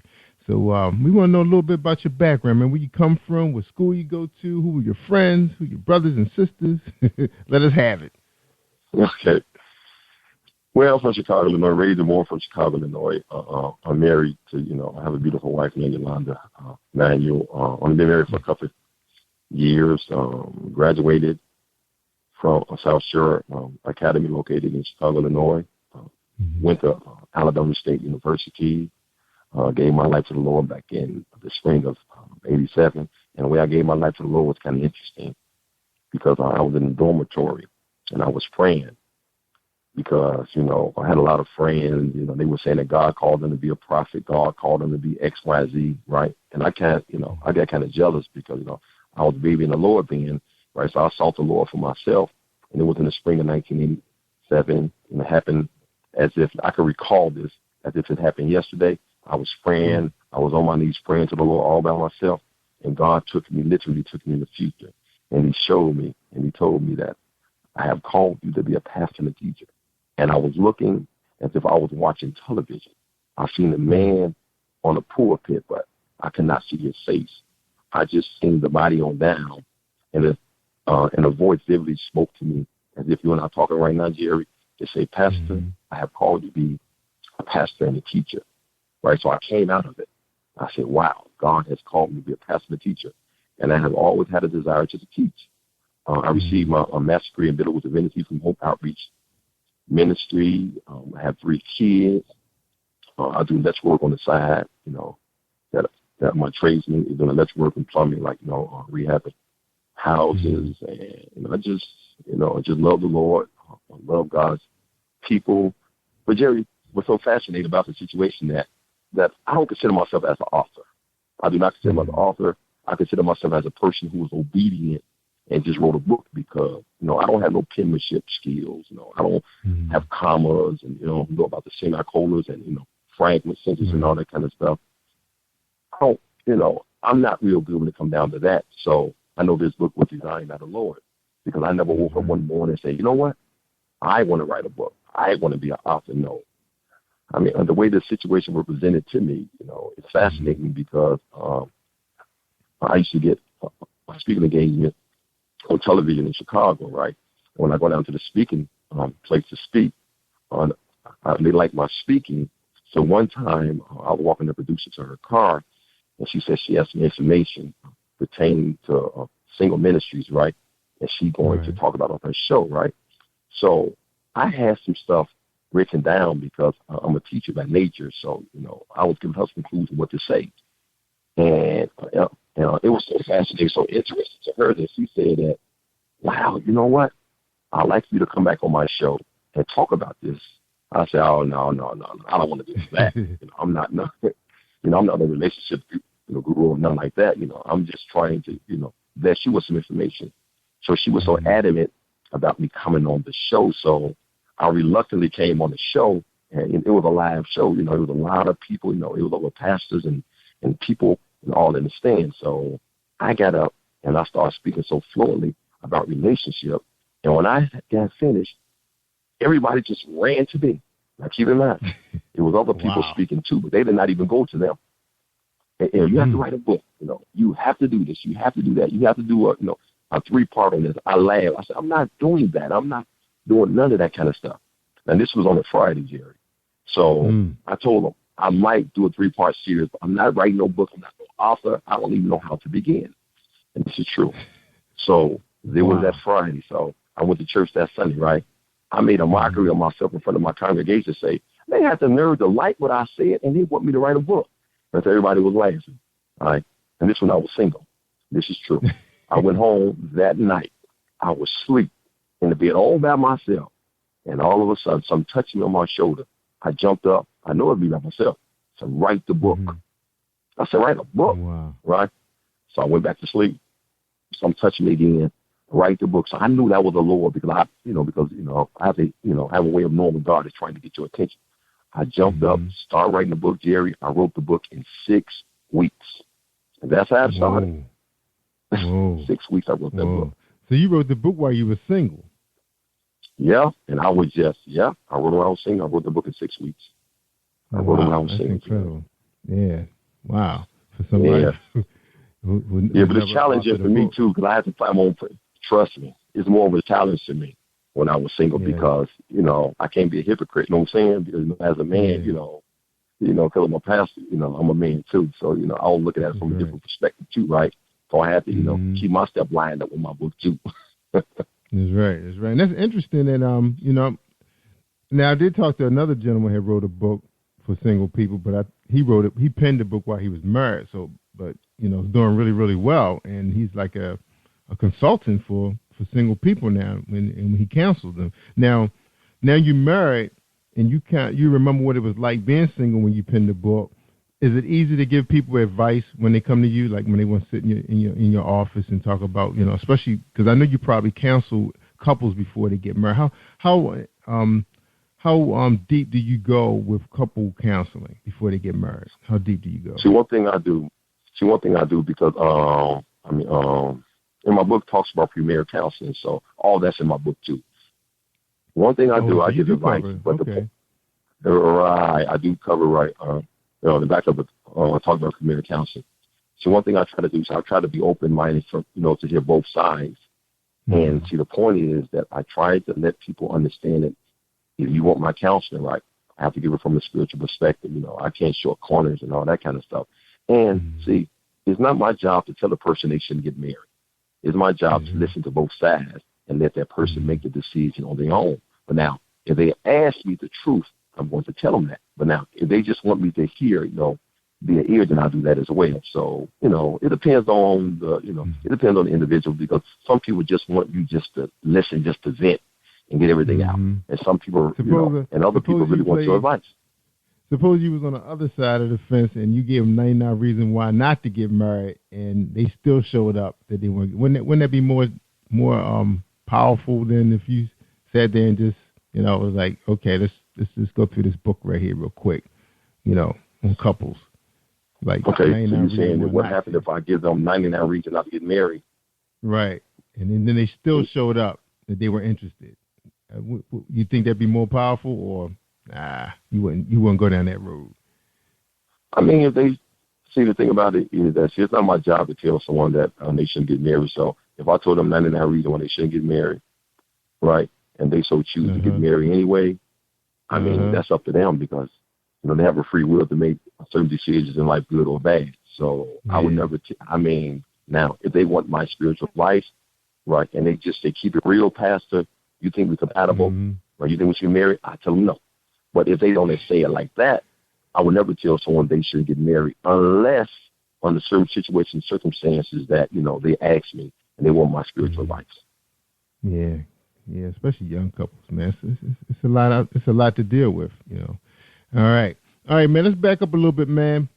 What was you like growing up, man? Before you decided you wanted to, wear the cloth, carry the cross, open the Bible, study hard, become the man.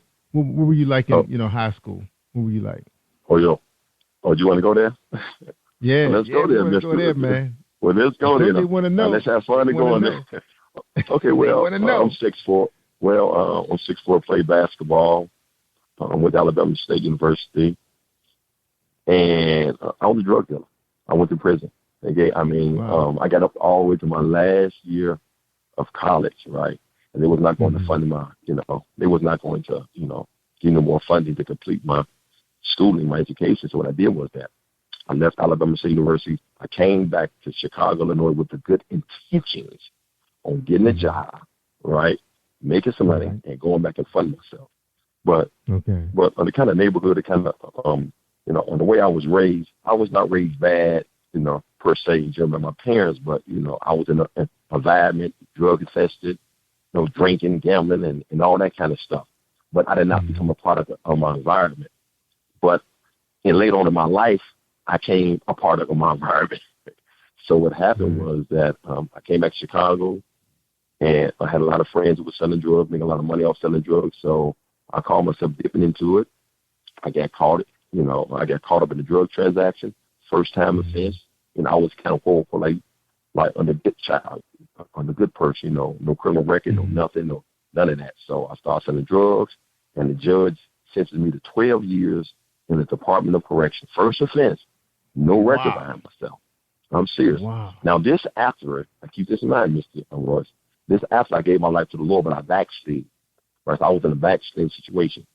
So what happened, he gave me 12 years with the Televille Correctional Center, which is in Televille, Illinois. And God gave me favor when I was in there. So I rededicated my life back to the Lord when I was in prison. I was leading people to the Lord. I was doing prison ministry. I was doing a whole lot of stuff. And then I became licensed to preach back in 1998, I believe so. And then after that, I got out at the work release facility, and I came under Apostle Brinson, and then he licensed, then he ordained me back in 2006, and through Hope Outreach Ministry, I received a master's degree in biblical divinity, and then it just went from there. So that's based in a nutshell. Yeah, that's what the family want to know, man, because they believe that everybody has a story in them, and that's another book right there, man. Because the deal is, we know the Lord, He performs miracles, and He puts you in a situation you can handle. So He knew that you can handle that situation that you were in, and you can get out of it and be a witness. And that's powerful, man. That was powerful. It was tough. I didn't have home invasion done on me, Jerry. I didn't, I was shot at. I'm telling you, it was a very interesting life. But God had mercy on me. He had mercy. That's right, man. And the thing about it, I wouldn't sit on this, on this mic and tell people I didn't see that. I came from, a really good home, 2-parent household, 2 cars. Everybody went to college, but had friends. We were interested in the streets. We wanted to see what was going on. We was curious. So sometimes you do run into situations. Sometimes it's because of your living situation, and in your case, because you wanted to get back in school, so you was trying to do a bad thing to do a good thing. Right. I was really literally trying to do the right thing. Yeah, you were desperate, right? You were desperate, right? So you was just like some of the guys trying to feed their families. You know, they desperate. Yeah. Yeah. All right, man. Good. Yeah. That was a good story, man. You did a really good job telling that story. All right, we're gonna take a quick break, man. And man, that was a blessing, man, because there's somebody out there listening right now who's probably trapped, who's in a corner, and they feel like there's no way out. And God is a God of second chances. People need to understand that God is a God of second chances. Amen. That's right. They will be blessed. All right, hold on. We're going to get a message from Dominique Wilkins. It's not Dominique Wilkins, the basketball player, like who I thought it was when they first called me. I was so excited. All right, hold tight, everybody.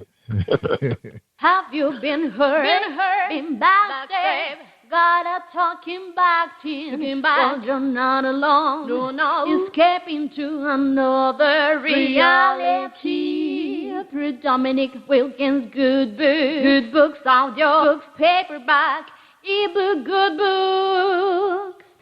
Available on authordwilkinsgoodbooks.com.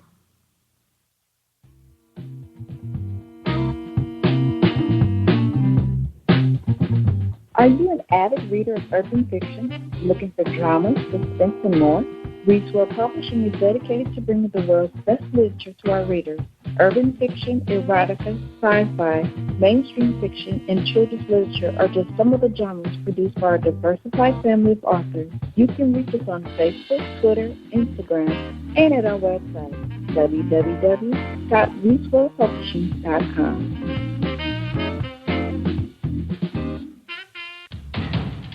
Think you know how drugs get in those little brown bottles? Think again. Set in the green hills of western New Jersey, inside the gilded halls of power of a U.S. pharmaceutical company where decisions are worth billions of dollars and human lives worth less. Nicholas Harding, a young executive at Marshall Pharmaceutical, finds his career, family, and life in jeopardy. The Farmhouse, a suspense thriller novel by Bill Powers, published by Donna Inc. Publications, available at Amazon.com or DonnaInc.org. Go to Bill's webpage at www.authorBillPowers.com. Hi, this is Angel Sessions, and when I'm in town, I listen to Jerry Royce live, PositivePower21.org, where they play my favorite music. Yeah, there we go. There's Angel. That's who I was looking for. That's Angel Sessions, #1 gospel urban singer on Amazon.com. Check her out. Just Google Angel Sessions, and you'll find her all over the place.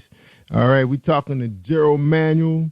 You can find him at TatePublishingCompany.com, Amazon.com, BarnesandNoble.com, and you can Facebook him.com at Gerald Manuel. Get this book. All right, we're about to talk about how to identify your spiritual soulmate. And again, I want to shout out to Mr. and Mrs. Abraham McCauley Jr. That's right, 45 years. Woo! 45 years. He found his soul. Did he find his soulmate, Gerald? Did he? Hey, I guess so. 45 years, self-explanatory. yeah, man. And it's funny, man, because my wife and I, we be celebrating, I believe, our 24th. I got to verify that. But, you talk about soulmate. A lot of people don't believe in soulmates, but anytime, you could be with somebody for so long and you still can't wait to see that person at the end of the day. You just can't wait. When that door opens, it's them, and you're just so happy. It's like, she's home safe. Or they say the same thing, oh, he's home safe. And you're talking about 20-plus years. Man, and they still get you excited. You can't wait to do things with them, Is that a soulmate? Well, see, the thing about it, it could be a soulmate, but my book talks about how to identify your spiritual soulmate. See, because every person someone is with does not mean that is the right person. So we need to keep that in mind. Now, yes, that is your soulmate, but is that the right soulmate? So my book talks about how to identify and find your soulmate, not a soulmate, but the soulmate. Okay, the soulmate. All right. Well, let's talk about one of these chapters, man. You got 16 chapters. All right, should we start with chapter 1? Okay, so you talked about the first marriage hookup. Right. Marriage hookup. That was pretty deep. Yeah. Genesis 2, chapter 2, Yep. verse 18. It happened in the Garden of Eden. First hookup, first marriage. Yep. How many people have had just one? Some people want their second and third. I mean, see, the thing about it is that when it comes down to the first marriage hookup, see, we need to understand something. The first marriage hookup talks about how God hooked up Adam and Eve. So I believe that, see, God has a manual. God has a way of hooking people up. I mean, the best matchmaker in the world would be God. So if God knows a person, he knows everything about a person. So if God can't find you the right person, then he can't be found. So we need to keep that in mind. So chapter 1 is specifically talking about how to do it God's way. Now, do you believe it has to happen in the church? You know, would they find that person in the church, or, you know, what's the deal? So are you trying to say, does they have to be a Christian, or do you have to literally find the person in the church per se? So which one are you trying to say? Yeah, because the reason why I said it that way is because, well, it's like a two-part question in the way. I'm glad you asked for explanation, because I was thinking about what my sister's always saying, and what other women always say. I'm gonna go to church because I could find me a Christian man. And sometimes my rebuttal will be back. My rebuttal will be, well, why you gonna have to find him there? Suppose you can find him somewhere else, and because you have that part of you, he can become part of that. Because maybe he didn't grow up in a home that, where it was, Bible reading and Bible studying. Maybe his mom was working all the time, 7 days a week, so he don't know that. But he's still a good man that can follow your ways, your ways. What you say about that? See, we need to understand something. Just because you have a good man does not mean they're the right person for you. They're the right man. So we need to keep those two things, because you can find a good man a dime a dozen, but you find the right person 1 in a million. So we need to keep that in mind. Now, from my perspective, is that, yeah, you can find a person in church, but church to me means that giving your life to the Lord and have a relationship with Jesus Christ. Because first of all, the Bible speaks about be not unevenly yoked.